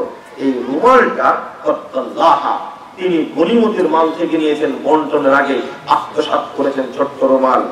আল্লাহর নবীর এই ভাষণ শুনে সাহাবীরা যে যা নিয়েছিলেন এই তো নিয়ে এসে ফেরত দিচ্ছেন আর বলছেন, ইয়া রাসূলুল্লাহ আসাবতুহু মিনাল গরামিন ক্বাবলা মাকসামিন ওয়া যা বিশিরাকিন আও শিরাকাইন। একটা ফিতা অথবা দুইটা ফিতা নিয়ে এসে বলছেন, আল্লাহর নবী এই ফিতা নিয়েছিলাম গনিমতের মাল থেকে, এটা আমি দিয়ে গেলাম। আল্লাহর নবী বলছেন, ধরে বলছেন, শিরাকুন ফিন্নার ওয়া শিরাকান ফিন্নার। সাহাবীরা এই একটা সুতাও তোমাকে জাহান্নামে জ্বালাবে, দুইটা সুতাও তোমাকে জাহান্নামে জ্বালাবে, জ্বালাতে পোড়াতে পোড়াতে তোমাকে অন্ধকার বানাবে। এবার কি বুঝলেন? এবার আপনি কি বুঝলেন? আত্মসাৎকে বুঝতে পারলেন? একটা সুতা। আমি আপনাকে আশ্চর্যজনক একটা কথা বলি, সাহাবা কেরাম রাসূলের ওই কথা শোনা মাত্রই যে যা নিয়েছিলেন সঙ্গে সঙ্গে জমা দিয়ে দিলেন। আপনাকে আমি সময় দিলাম 15 বছর, যা আত্মসাৎ করেছেন হাদিস শুনলেন আপনি, 15 বছরে আপনি জমা দিবেন কিনা ওই লোকের কাছে আমার বিশ্বাস হয় না। বুঝেন না কোনো কথা? সাহাবীদের মধ্যে কত ঈমান ছিল, ঈমান কত পুক্ত ছিল, কত পাকা ঈমান ছিল তাদের মধ্যে। বলা মাত্রই সাহাবীরা কি করলেন? একটা সুতা, একটা ফিতা, এগুলো দাম আছে বলেন দেখি, এটাও নিয়ে এসে জমা দিচ্ছেন আল্লাহ রাসূলের কাছে। আল্লাহ নবী নিয়েছিলাম, দিয়ে গেলাম, নিয়েছিলাম, দিয়ে গেলাম। এবার উল্টা আল্লাহ রাসূল বলছেন, যাই বলো, একটা সুতা বলো আর একটা দুইটা ফিতা বলো, এই তাই তোমাকে জাহান্নামে পুড়ায়া পুড়ায়া পুড়ায় তোমাকে অহংকার বানাবে। তাহলে এবার আপনি হিসাব করুন, কার কত টাকা আত্মসাৎ করেছেন আপনি। আজকে গোপন রাখলেও কালকে কবর থেকে উঠলেই প্রকাশ হয়ে যাবে, এটা কি জানেন আপনি? আজকে আমি একা জানলাম আমি আত্মসাৎ করেছিলাম আপনার চাউল, আপনার ধান, আপনার গম, আপনার টাকা আত্মসাৎ করেছিলাম। আমি আজকে আপনাকে ডেকে দিয়ে দিলাম, আপনি আর আমি জানলাম। এতদিন আপনি জানেননি কে আত্মসাৎ করেছে, আজকে জানলেন। কিন্তু এটা ফেরত না দিয়ে যদি আগামীকাল কিয়ামতের মাঠে যদি আপনি রওনা যখন দিবেন কবর থেকে উঠেই, তখন দেখবেন যে যা আত্মসাৎ করেছে সবগুলো তার মাথায় বহন করে নিয়ে যাবে। কোরআনের আয়াত সূরা আল ইমরান 161 নম্বর আয়াত বলেন, ইয়াতি বিমা ওয়াল্লাহা ইয়াউমাল কিয়ামা, কিয়ামতের মাঠে ও বহন করে নিয়ে আসবে যা আত্মসাৎ করেছে। যৌতুকের নামে তুমি মোটরসাইকেল নিয়েছে, পালসার গাড়ি, এই গাড়ি কালকে তোমার ঘাড়ে থাকবে। তুমি ফ্রিজ নিয়েছো শ্বশুরের কাছ থেকে জোর করে, ফলে বলে কৌশলে, ফ্রিজ কালকে তোমার কিয়ামতের মাঠে ঘাড়ের উপরে থাকবে। মসজিদ তৈরি করতে টাকা দিয়েছি, জনগণের টাকা, রড কেনার টাকা 1.5 লাখ টাকা তুমি মারলে, এই 1.5 লাখ টাকা রড কালকে তোমার ঘাড়ের উপরে দেখতে পাই মুসল্লিরা। কোথায় পেলে রড? মসজিদ তৈরি করতে দিয়েছিলে তোমরা, এই রড আত্মসাৎ করেছিলাম, ঘাড়ের উপরে থাকবে। যে যা চুরি করবে, এই মোবাইলটাও যদি আপনি চুরি করেন, আত্মসাৎ করেন, মোবাইলও কালকে ঘাড়ের উপরে থাকবে। কে বলেছেন এটা? আল্লাহ বলেছেন ঘাড়ের উপরে থাকবেই। সবচেয়ে বড় কথা কি জানেন? সবচেয়ে বড় কথা এই যে যা আত্মসাৎ করেছে তার ঘাড়ের উপরে থাকবেই। চেয়ারম্যান সাহেবের বাঁচার উপায় কি হবে? এমপি মন্ত্রীর বাঁচার উপায় কি হবে? বাংলাদেশ ছোট্ট একটা রাষ্ট্র, ব্যবসায়ীদের বাঁচার উপায় কি হবে? এই দেশ থেকে কোটি কোটি টাকা চুরি করে বাহির রাষ্ট্রে নিয়ে গিয়ে আমেরিকায় এক বাড়ি করেছে, লন্ডনে এক বাড়ি করেছে, কানাডায় এক বাড়ি করেছে, বাংলাদেশে অর্থ চুরি করে নিয়ে গিয়ে কাল কিয়ামতের মাঠে এই সমস্ত বাড়িগুলো তার ঘাড়ের উপরে থাকবে, এরা নিয়ে উপস্থিত হবে। বাঁচার কোনো পথ নাই। 1 নম্বর কথা শুনুন, 1 নম্বর, ঘাড়ের উপরে থাকবে এইগুলো। এখান থেকে যদি ওকে চলতে বলা হয়, কিয়ামতের মাঠ যদি হয় আরাফার মাঠ, যদি হয় আরাফার মাঠ, আর এখান থেকে হাঁটতে হবে ওইগুলো নিয়ে 7,500 কিলোমিটার রাস্তা। ওকে বহন করে রাখতে হবে 50,000 বছর বহন করে রাখতে হবে। বিচার হতে কত সময় লাগবে? 50,000 বছর। 2 নম্বর হলো এই আত্মসাৎ করার কারণে জনগণের মাল আত্মসাৎ করেছে, জনগণের কাছে ফেরত না দেওয়া পর্যন্ত দোয়া কবুল হবে না, আল্লাহ ক্ষমা করবেন না। 4 নম্বরটা হলো গুরুত্বপূর্ণ, এতগুলো নিয়ে হাজির হওয়ার পরে শেষে কোথায় যেতে হবে? জাহান্নামে। বাঁচার পথ নেই। আপনি কার কতটুকু আত্মসাৎ করেছেন আপনি নিজে হিসাব করুন। জমি কারণ জবরদখল করে জমি যদি ভক্ষণ করে, আপনি 2 বিঘা জমি ভক্ষণ করছেন জোর করে। জোর করে মানে বোনরা 2 বিঘা জমি পেত, বাপকে ফাঁকি দিয়ে রেজিস্ট্রি করে নিয়েছেন, মামলা করে আর পারছে না, বাপ দিয়ে গেছেন আর কিছু করার নাই, ওই বাপও জাহান্নামী, বেটাও জাহান্নামী। খবরদার, খুব কঠিন জিনিস এটা। সবচেয়ে বর্তমান সময় কঠিন কাজ হলো ফাঁকি দিয়ে বোনের জমিগুলো ভাইয়েরা রেজিস্ট্রি করে। 1, 2 নম্বর, 2 ভাইকে বাদ দিয়ে বড় ভাই বাপকে ফাঁকি দিয়ে জমিগুলো নিয়ে নিয়েছে। কাল কিয়ামতের মাঠে এই জমিগুলো আপনার ঘাড়ে থাকবে। এতটুকু জমি কেউ আত্মসাৎ করলে কতটুকু জমিন পড়া দেওয়া হবে ঘাড়ে? জমিন 7টা স্তর আছে, সবই ওর ঘাড়ে পড়িয়ে দেওয়া হবে। আপনার মনে বিশ্বাসই হয় না, তাই না? এক বিন্দু পরিমাণ ত্রুটি নেই। আমি এখানে এসে বলতে চাচ্ছিলাম, আপনি আরাম যে খাচ্ছেন আপনি নিজে উপলব্ধি করছেন না কেন? আসছেন না কেন? আপনি যে হাদিস শোনালাম, এই হাদিস যদি একটি হাদিস বাস্তবায়ন করা হয় বাংলাদেশে, বাংলাদেশ 6 মাসের মধ্যে ধনী রাখতে পরিণত হবে ইনশাআল্লাহ। কারণ এই যারা চুরি চামারি করে সবগুলো ফেরত দিতে হবে এদেরকে। নিঃসন্দেহে চুরি সবাই করে, কে ফেরত দিবে বলেন? ছোট থেকে বড় পর্যন্ত, সাধারণ নেতা পর্যন্ত খায়। কি করবেন আপনি? এই হাদিসগুলো কি জন্য?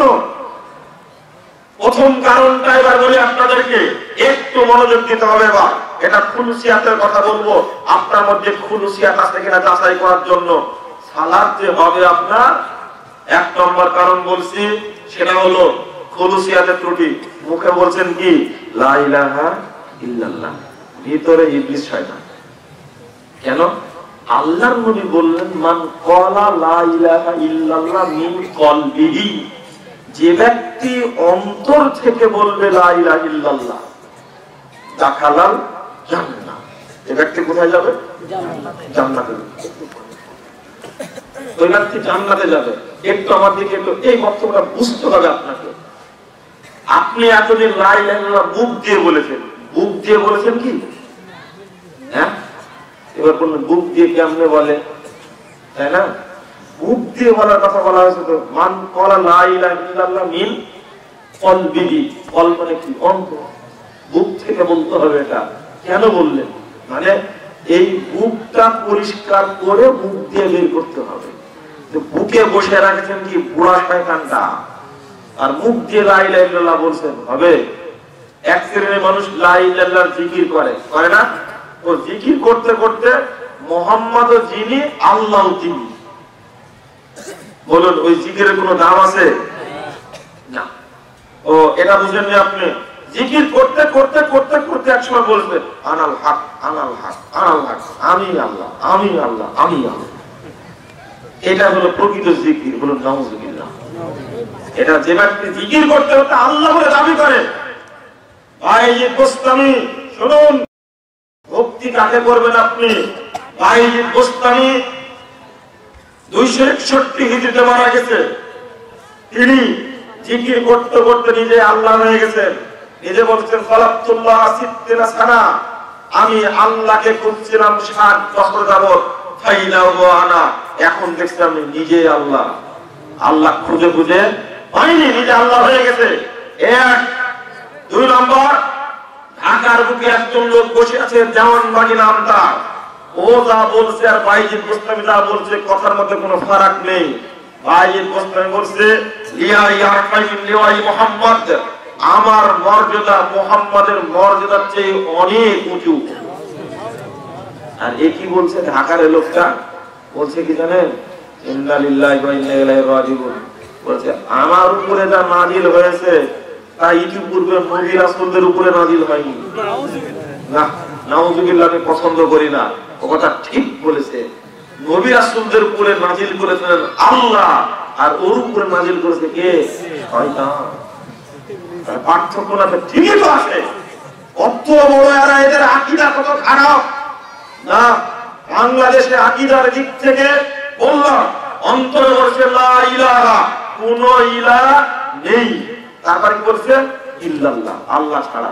কে বলেছে কোন ইলাহ নাই আপনার? কে বলেছে? আপনি বিশ্বাস করেন যে কোনো সময় পীর সাহেব আমার বাড়িতে হাজির করেন? পীর তো মারা গেছে 200 বছর আগে, আর আপনি বিশ্বাস করেন যে কোনো সময় পীর সাহেব হাজির হতে পারে আমার বাড়িতে? এই বিশ্বাস অধিকাংশ মানুষের বাংলাদেশে। শুধু এটা, শুধু এটা।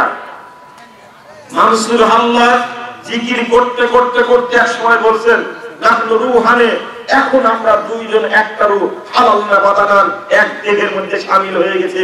মানে আল্লাহ আর বান্দা কি হয়ে গেছে এখন?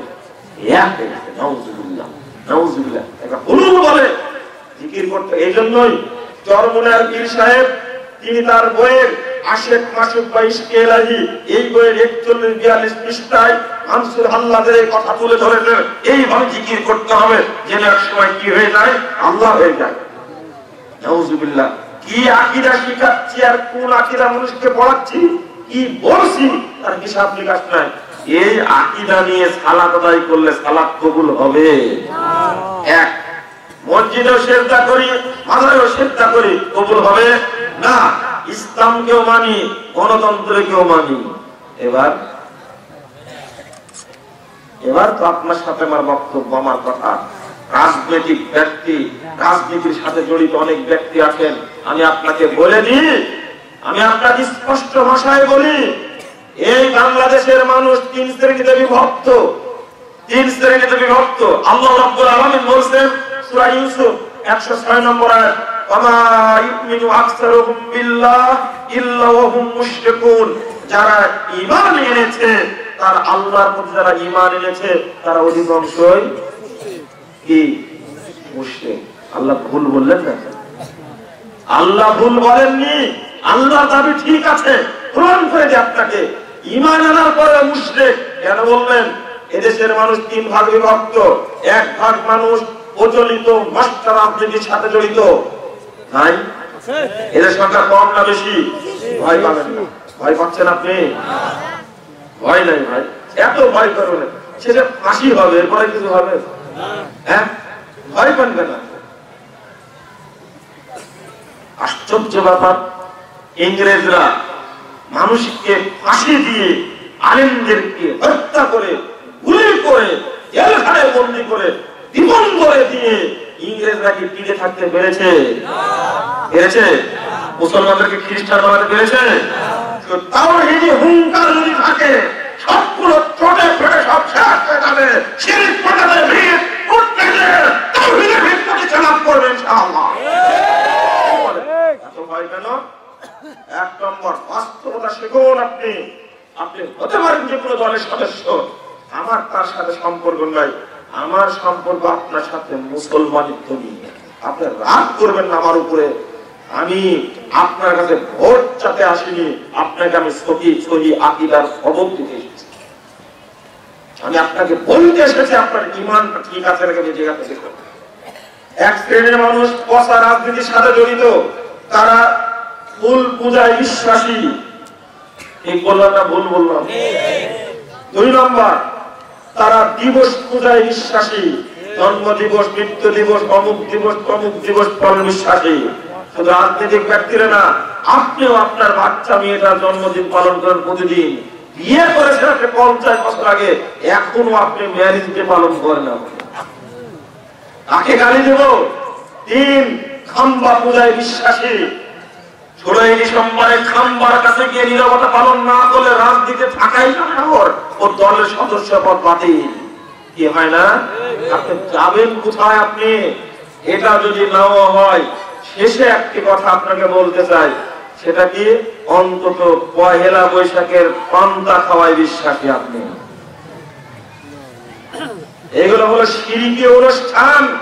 তরুণ ছেলেরা, যুবক ভাইরা, তোমাদের প্রতি আকুল আবেদন আমার কথা যে শুনবে তার প্রতি আমার আবেদন, বিশেষ করে ছাত্র তরুণ ভাইরা, ঢাকা বিশ্ববিদ্যালয়ের ছাত্ররা, রাজশাহী বিশ্ববিদ্যালয়ের ছাত্ররা, চিটাগাং বিশ্ববিদ্যালয়ের ছাত্ররা, যারা ইসলামকে বুঝে তাদেরকে বলছি, তোমরা এই নেতাদের নোংরা জঘন্য এই প্রতারণাপূর্ণ নোংরা রাজনীতি বর্জন করো। তোমার নেতার সাহস নেই তোমাকে বাদ দিয়ে রাজপথে হাঁটতে পারে, পারবে? তোমার নেতার এই সাহসই নেই না। তুমি যাও বলে তোমার নেতা মাঠে যায়, তুমি বসে থাকো, তুমি বলো দেশ এবং জাতির খেদমত করবো। ৭১ স্বাধীনতা তোমরা নিয়ে এসেছো, ভাষা আন্দোলনের স্বাধীনতা তোমরা নিয়ে এসেছো। তোমরা আবার পারো এই দেশকে তাওহীদের নির্ভেজাল তাওহীদের দেশকে পরিণত করতে তোমরাই তোমরা আবার নিয়ে আসো। যেদিন মদিনার ইসলামের দেশে প্রতিষ্ঠা লাভ করবে, সেই দিনে দুর্নীতিবাজ থাকবে না, ফাঁকিবাজ থাকবে না, নোংরা মতবাদ থাকবে না, চুরি হবে না, খুন খারাপি হবে না, বিশ্ববিদ্যালয়ের ছাত্র লাশ করে থাকবে না। যত রকমের বেলাল্লাপুর আছে, আলকিল্লাপুর আছে, যত জাহেলিয়াত আছে, যত বেদাত আছে, যত শিরক আছে, সবগুলো দিককে চৌচির করে বানাবে ইনশাআল্লাহ। কোন সন্দেহ নাই। তুমি শুধু দাঁড়িয়ে থাকো। এক তিতুমির যদি পারে গোটা বাঙালি সংস্কৃতিকে চেঞ্জ করে দিতে পারে, এক ইসমাইল শরীফ যদি এই অসত্য ইংরেজ দৃষ্টিকে একবারে শিক্ষা দিয়ে ৭৭০ যদি পার করতে পারে, তুমি ঢাকা বিশ্ববিদ্যালয় পড়ো, তুমি রাজশাহী বিশ্ববিদ্যালয় পড়ো, তোমার মতো একজন তরুণ যদি জন্ম হয়, মোহাম্মদ বিন আব্দুল ওয়াহাবের মতো, শাহ ইসমাইল শহীদের মতো, তিতুমিরের মতো যদি একজন যুবক তৈরি হয়, ইনশাআল্লাহ বাংলার বুকে কোনো শিরক বিদাতের আটকা থাকবে না। ওই যুবকটা চাই। তুমি কেন ওর পিছনে ছোট? ও এইগুলো না করলে আর একটা জিনিস করো, সেটা কি জানো? প্রিন্সিপাল সাহেব, আপনার গলার খুব জোর বেশি। আপনাকে বুঝাতে চেয়েছি, যেদিন আপনি একটা ফুল খাম্বার কাছে গিয়ে দিয়েছেন, ৫০ বছর বয়স হোক আর ৭০ হোক, ৭০ বছরের যত আমল করেছেন সবই আপনার নষ্ট হয়ে গেছে। কোরআন আয়াত খুলুন, শিরক করলে আমল নষ্ট হয়ে যায়। সূরা আনআম ৮৫ নম্বর আয়াত, সূরা জুমার ৬৫ নম্বর আয়াত, সহিহ মুসলিম প্রথম খণ্ডে ৬৬ পৃষ্ঠা খুলুন, শিরক করলে আমল সব কি হয়ে যায়? বাতিল হয়ে যায়। আপনি শিরক করতে পারবেন না। এই হলো রাজনৈতিক দলের অবস্থা। আর একটা বলে আপনারা আমার কথা বক্তব্য শুনুন। এক শ্রেণীর মানুষ মাজারে বসে, খানকায় বসে, টুপি মাথায় দিয়ে, পাগড়ি বেঁধে, আলখাল্লা পরে এই দেশের কোটি কোটি মানুষকে ধরে ধরে মুশরিক বানাচ্ছে। এদের সংখ্যা কম না বেশি? তাহলে দেখেন এবার, আরে ভাই, নেতৃবৃন্দু পর্যন্ত কোন না কোন পীরের মুরিদ হয়ে আছে। যে তাই না থাকবে, এক নেত্রী নির্বাচনী প্রচারণা শুরু করে বাইজিদ গোস্তামি মাজার থেকে, আর এক নেত্রী শুরু করে শাহজালালের মাজার থেকে, আর এক নেতা শুরু করে শাহপরানের মাজার থেকে। এদের কাছে মসজিদ পছন্দ না। কাল কিয়ামতের মাঠে হাসর কার সাথে হবে আপনার, এটাই দেখার বিষয়। ব্রাজিলের পতাকা ঘরের উপর রেখে দিয়েছেন, আর্জেন্টিনার গেঞ্জি গায়ে আপনি ঘুরে বেড়াচ্ছেন, হাসরও কিয়ামতের মাঠে এদের সাথেই হবে। আপনার লজ্জা করে না? যদি এটা আপনাকে বুঝায়, ওইটা কেন বুঝাতে পারিনি আপনি? মাজার পূজারী, কবর পূজারী, খাম্বা পূজারী, এটা হাজার হাজার বছর ধরে নবী রাসূলগণকে লাঠি মেরে ভেঙে দিয়েছেন, এই সমস্ত ব্যক্তিদের পিছনে আপনি ঘুর ঘুর করছেন। কিয়ামতের মাঠে কি রাসূলের সাথে থাকতে পারবেন আপনি? ছি ছি, কিয়ামতের মাঠ অনেক দূরে। কবরে মাটি দেওয়া মাত্রই, শোয়ানো মাত্রই জিজ্ঞেস করবে ৩টা প্রশ্ন। কয়টা? তার মধ্যে একটা প্রশ্ন আছে, আমার নাবিয়ুকা, আমার নবী কে ছিল? উত্তর কি হবে? কি হবে বলতে পারবেন? মুহাম্মদ সাল্লাল্লাহু আলাইহি সাল্লাম। বিশ্বাস তো হয় না। বলবেন কি? যে আব্রাহাম লিঙ্কন। এটা বলা যাবে? 2 নম্বরে মরার পরে চলবে না, মরার আগে 2 নম্বরে করে নেন, যত পারেন করে নেন, মরার পরে অপবিত্র কথা বের হবে না। আবারও আপনারা বলছেন লোকটা মারা গেল, জীবনে পশ্চিম দিকে হয়নি, মারা যাওয়ার সময় বলছেন বিসমিল্লাহি ওয়া আলা মিল্লাতে। এত বড় মিথ্যুক আপনি, হ্যাঁ, এত বড় মিথ্যা সাক্ষী দিলেন না। আপনি ভাবলেন এর অর্থ কি জানেন? আমি আল্লাহর নামে রাসূলের মিল্লাতের উপরে রাখলাম। রাসূলের মিল্লাত, ও দাড়ি চাচা চুট্টা মানুষ, জীবনে টাকুর উপরে কাপড় পরেনি, ও বেড়ি ঘর মদ, আল্লাহর নবীর কথা শুনলে আযান হলে শয়তান যেমন পালায়, এই ইবলিস তেমনি পালায়। ও মরে গেছে আর বলছেন বিসমিল্লাহ আলা মিল্লাতে রাসূলুল্লাহ। আপনার মুখের কোনো দাম আছে? হ্যাঁ, এত বড় মিথ্যা কথা বললেন। এই কথা বলতে না বলতে তার 3টা প্রশ্ন করা হবে, তাই না? তখন কি হবে? মিথ্যুক প্রমাণ তখনই হবেন আপনি। আপনাকে আজও শরীয়ত বুঝাতে পারলাম না। হতে পারেন আপনি মাস্টার্স পাস, হতে পারেন আপনি ডিগ্রি পাস, হতে পারেন প্রফেসর, হতে পারেন আপনি অনেক বড় দায়িত্বশীল সচিব, ডিসিএসপি হতে পারেন, আরো অনেক কিছু হতে পারেন, কিন্তু শরীয়ত আপনাকে ক্ষমা করবে না, আপনাকে সংশোধন হন। এইটা হলো খুলুসিয়াতের ত্রুটি। আপনি সালাতও পড়েন, মানে একবার হলো বেজির মুখে চুমু আর একবার সাপের মুখে চুমু, এটা তো বুঝেন নিঃসন্দেহে, এটা বুঝেননি? এইরকম মুনাফিক মাথা লোকের সালাত কি কবুল হবে? বললাম মুখে মুখে আপনি দোয়া পড়ছেন, মসজিদে গিয়ে রাসূলের তরিকা সালাত আদায় করতেন, ভিতরে ইবলিস আজম বসে আছে, সালাত কবুল হবে? অন্তর ফাঁকা, তাওহীদ তারা পূর্ণ করতে হবে, তারপরে ইবাদত কবুল হবে। এর নাম হলো আকীদা সংশোধন। আমি বলছিলাম কেন আপনার আকীদায় রয়েছে এটা, হজ করতে যাব, মদিনায় গিয়ে আল্লাহর নবীর কাছে চাইবো, আল্লাহর নবীর কাছে বলবো, আল্লাহর নবী আমার বাচ্চা কাচ্চা হয়নি, তুমি একটা বাচ্চার ব্যবস্থা করে দাও, হজ থাকবে। এই ব্যবস্থাই করেছেন ফাজাইল আমলের মধ্যে। বন্ধুরা আমার, ভ্রান্তির বেড়া জালে কিয়ামতের দিন, ভ্রান্তির বেড়া জালে কিয়ামতের দিন বইটা সম্প্রতি বের হয়েছে, কষ্ট করে বলছি, সংশোধন না হয়ে উল্টা ফোন দিয়ে বলে।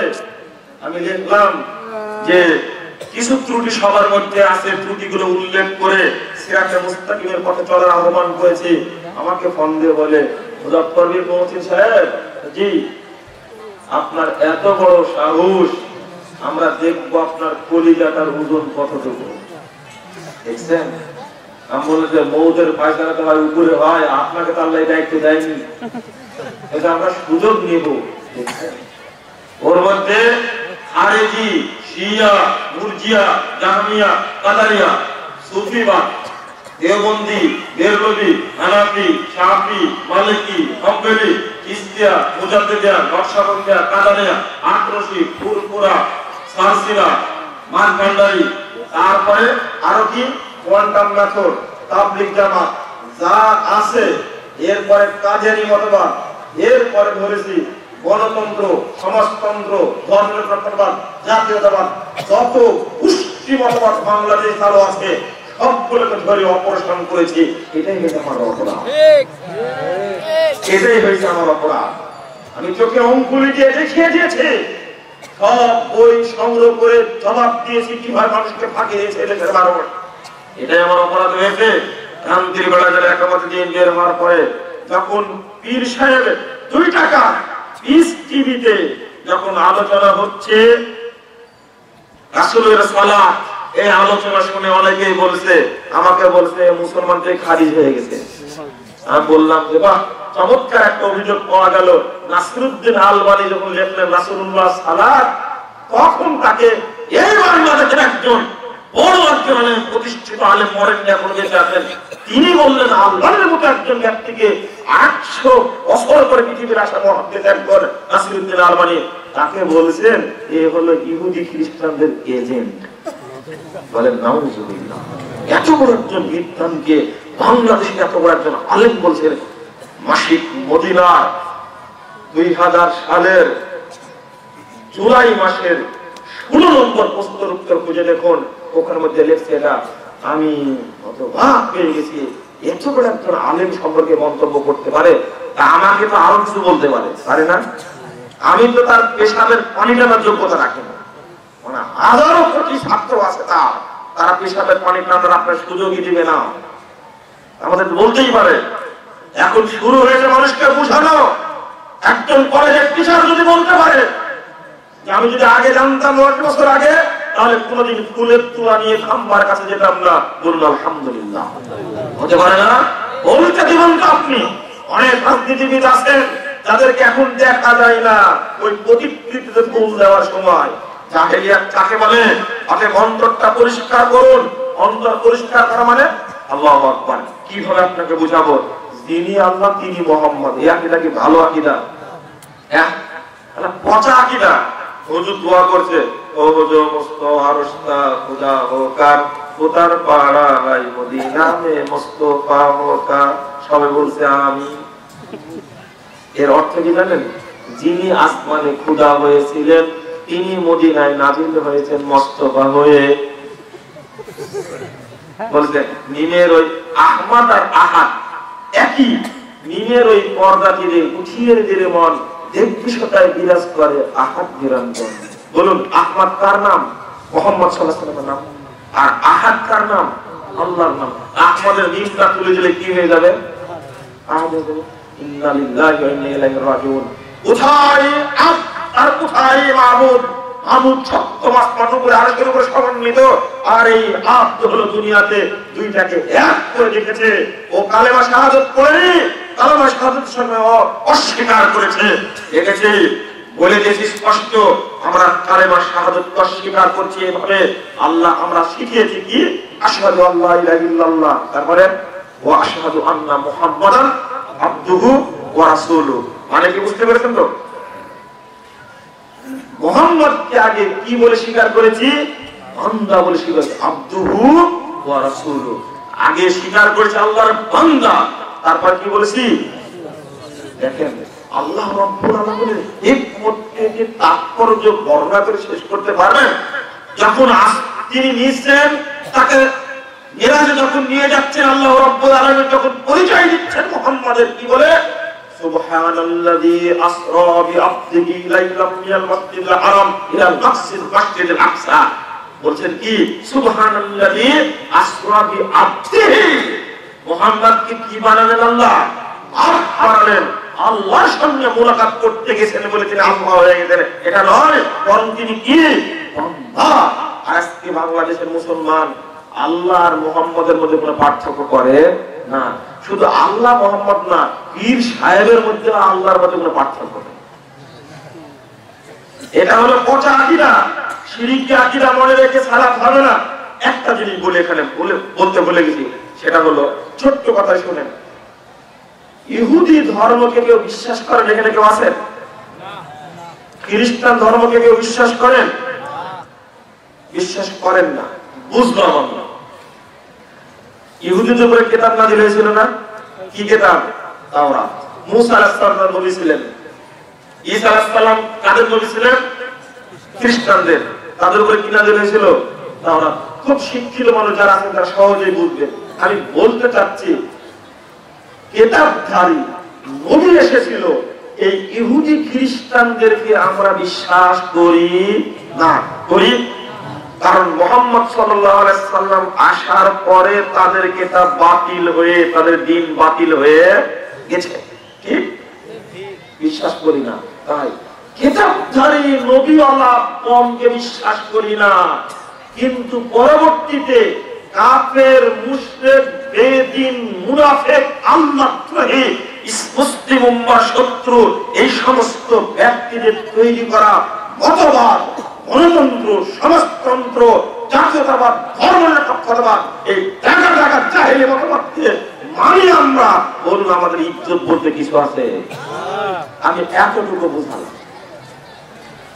এতটুকু বুঝালাম আপনাকে।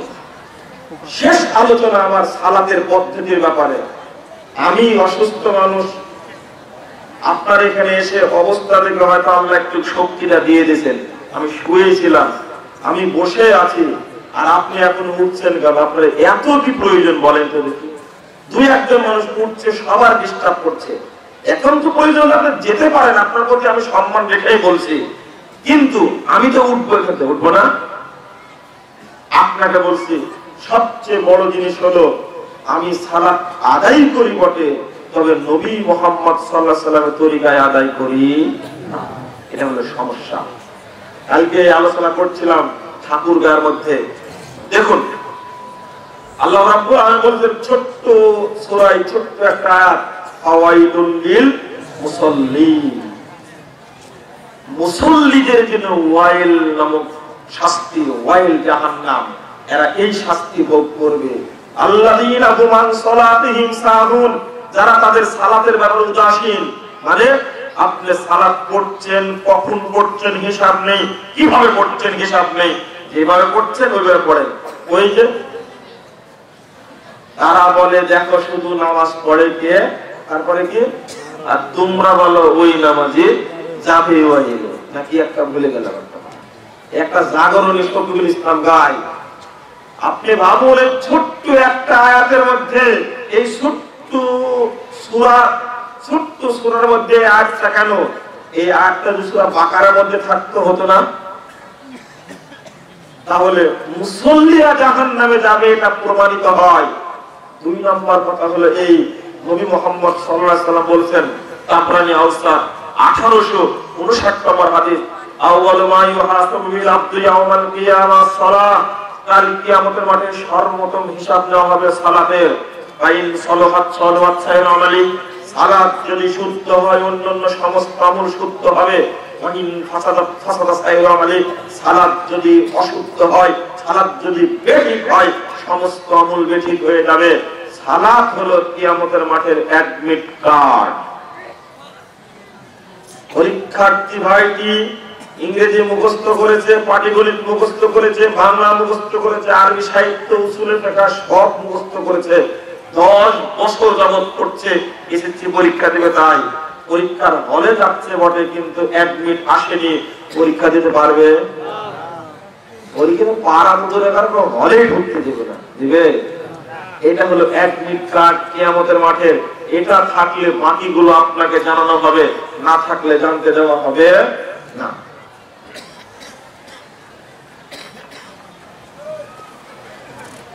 এখানে একটা বিষয় আপনাকে জানাতে চাই, আল্লাহর নবীর ভাষায় বোঝা যায় সালাত শুদ্ধ এবং অশুদ্ধ দুইটা জিনিস আছে, তাই না?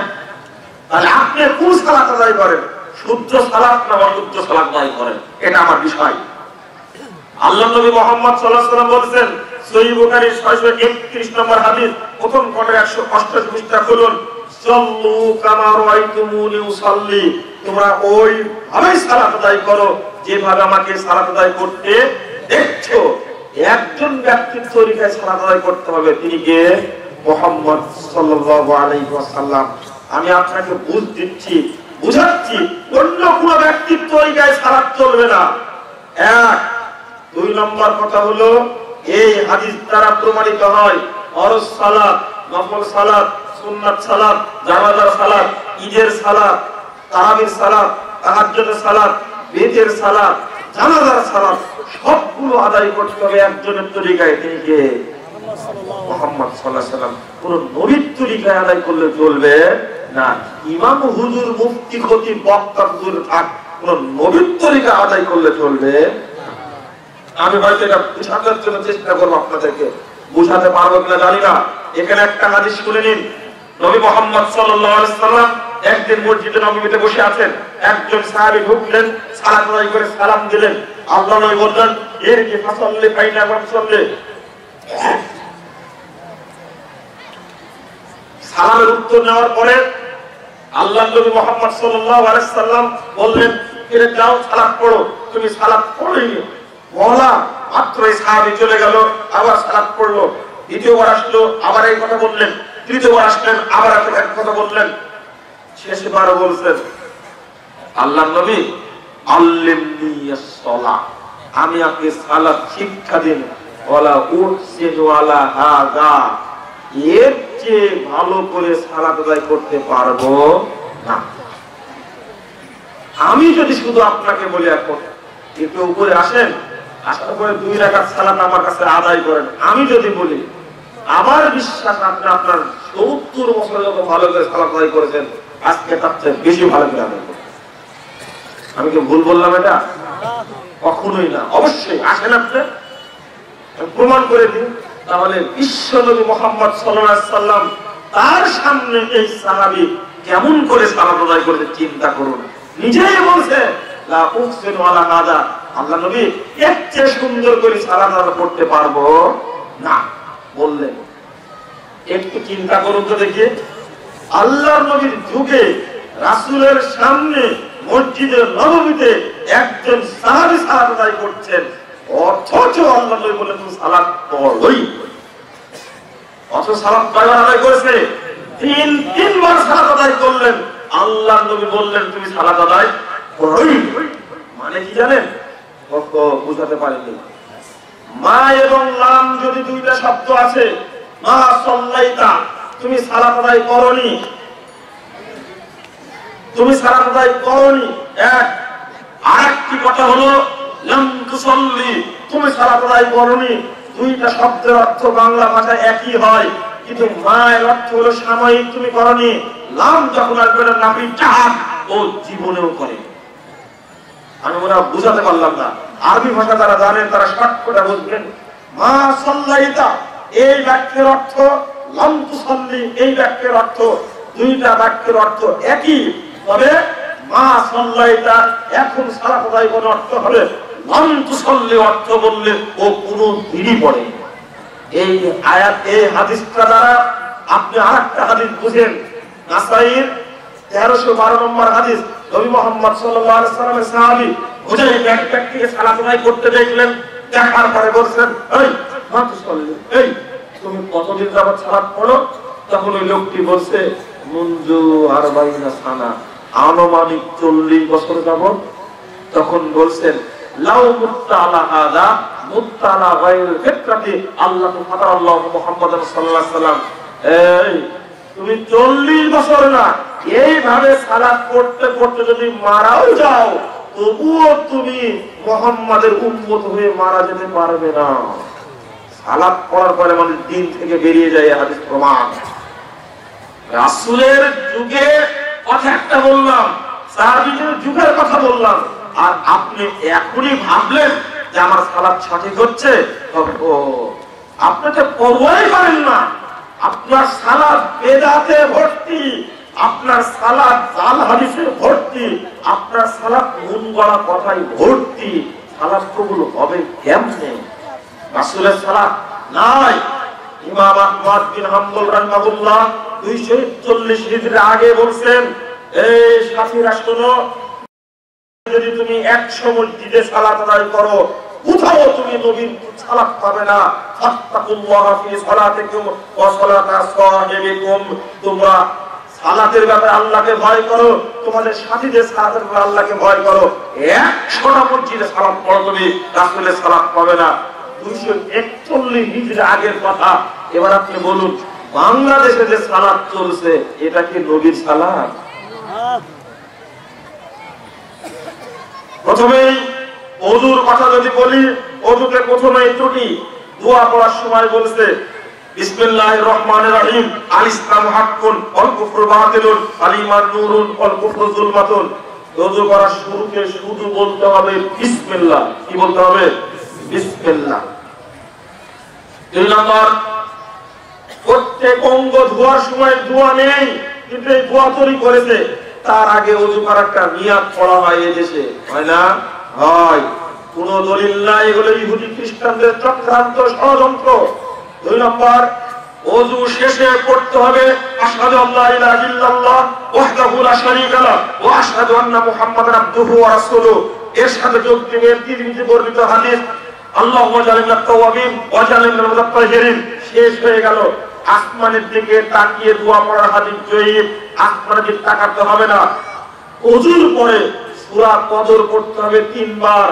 এই হাদিস জাল নকল হাদিস, এটা আমল করা যাবে না। এই দেশে দিব্যি আমল করা হচ্ছে। যখন আযান দিতে যাচ্ছেন আযানের সময় একই অবস্থা, আযান দেওয়ার সময় বেদাতে পরিপূর্ণ ভর্তি। যখন মুয়াজ্জিন বলছে আসসালাতু খায়রুম মিনান নাওম, তখন জবাব বলছে সাত্তাত বারাতা, জবাবে আসসালাতু খায়রুম মিনান নাওমি বলতে হবে। সদ্দাক্তা ভাড়াটা বলার কোনো দলিল আজ পর্যন্ত পাওয়া যায়নি। যদি সনদ থাকে আমি বলবো সনদ জাল না জয়ীফ, কিন্তু তার সনদই না, এটাকে কি বলবো আমি? এটাকে ভুয়া। অনুরূপ ভাবে যখন আযানের দোয়া পড়া হচ্ছে, আযান যখন শেষ হয়ে গেল, দোয়া পড়া হচ্ছে, দোয়ার মধ্যে যোগ করা হয়েছে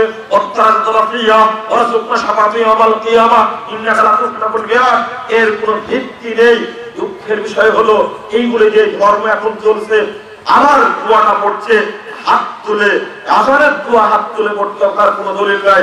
হ্যাঁ, হাত তুলে আপনি দোয়া করতে পারেন, কত হাদিসে হাত তুলে দোয়া করা।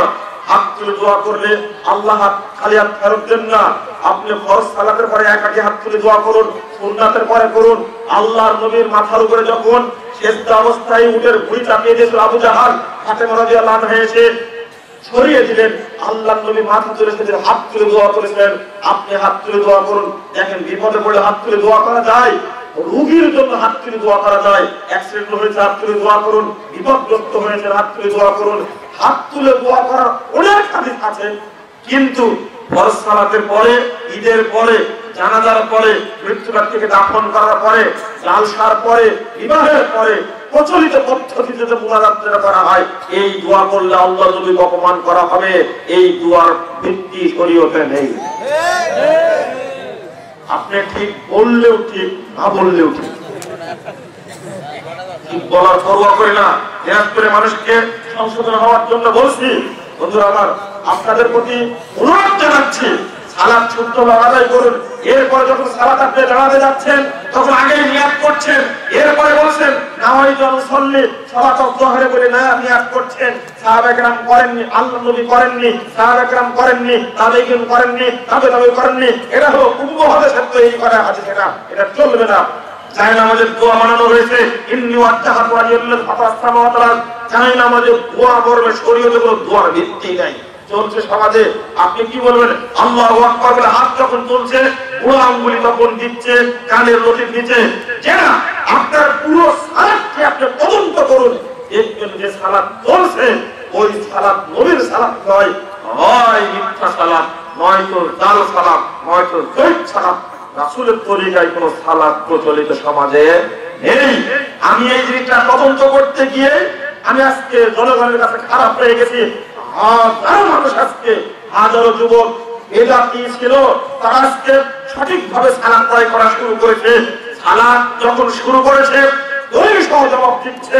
বুখারীর হাদিস, মুসলিমের হাদিস স্পষ্ট, কিন্তু তোমরা যে সালাত আদায় করার দলিল কোথায়? যখন যুবকরা এই দামিনী মাঠে নেমেছে, তখন তাদেরকে মসজিদ থেকে গলা ধাক্কাতে বের করে দেওয়া হচ্ছে, মসজিদ বন্ধ করে দিয়ে তাদেরকে পিটানো হচ্ছে, তাদের উপর অত্যাচার করা হচ্ছে। কালকে ফিরছিলাম ঠাকুরগাঁ থেকে, আমাকে 15-20 জন যুবক ধরে বলেছে আমাদের উপরে অত্যাচার করা হচ্ছে। সবগুলো যুবক ছেলে সবই সালাত, জাল সালাত অর্জন করে নবীর তরিকায় সালাত আদায় করছে। এটা হলো বড় অপরাধ। সবচেয়ে বড় দুঃখের বিষয় হলো এটা যে গাঁজাখোর, মদখোর, চোর, বাটপার একাত্তর সমাজ আছে। এই সমস্ত চেয়ারম্যান, এই সমস্ত মোড়লরা তাদের শাস্তি দিতে পারে না। যে সমস্ত যুবক আজকে কুরআন এবং সহিহ হাদিস মেনে মসজিদ সালাত আদায় করতে যায়, তাদেরকে গলা ধাক্কা দিয়ে মসজিদ থেকে বের করে দেওয়া হচ্ছে। কেন এটা চলছে? শুধু তাই নয়, গত 9 তারিখে, গত মাসের 9 তারিখে নাটোরের বালিয়াডাঙ্গায় একটা মসজিদকে পুড়িয়ে দেওয়া হয়েছে। সৈয়াকিলার 40 ঘর মানুষ এক জায়গায় মসজিদ তৈরি করেছিলেন, সালাত আদায় করবেন। সেখানে বেড়া দিয়ে, টিন দিয়ে একেবারে তৈরি করেছেন। গরিব শ্রেণীর মানুষ, ওদেরকে মসজিদ থেকে বের করে দেওয়া হয়েছে। একজন ব্যক্তি জমি দিয়েছে, মসজিদ তৈরি করেছে। গভীর রাত্রে 11:30টায় এসে কেউ তখন নাই, সমস্ত মসজিদ আগুন ধরে পুড়িয়ে দেওয়া হয়েছে। ঝালুকাঠিতে অনুরূপভাবে শরীয়তপুরে মানুষকে ধরে কিভাবে মারে, কাটতে মারতে পারে না। চেয়ারম্যান সাহেবের বল আছে, ক্ষমতা আছে, এই সমস্ত সহিয়াকিরা সম্পূর্ণ তরুণদের উপর অত্যাচার করছে। কিভাবে বলবো আপনাদেরকে? আমার খোলা আবেদন আপনাদের প্রতি, জাল হাদিসের কবলে রাসূলুল্লাহ সালাত, এই সালাতটি ইনশাআল্লাহ এই বাংলাদেশের চিত্র পরিবর্তন করতে সম্ভব হবে ইনশাআল্লাহ। আপনি নিজে তো নেবেন, বরং 1 কপি, 2 কপি, 5 কপি, 20 কপি, তার বেশি সম্ভব হলে আশেপাশের লোককে দিয়ে এই সালাতের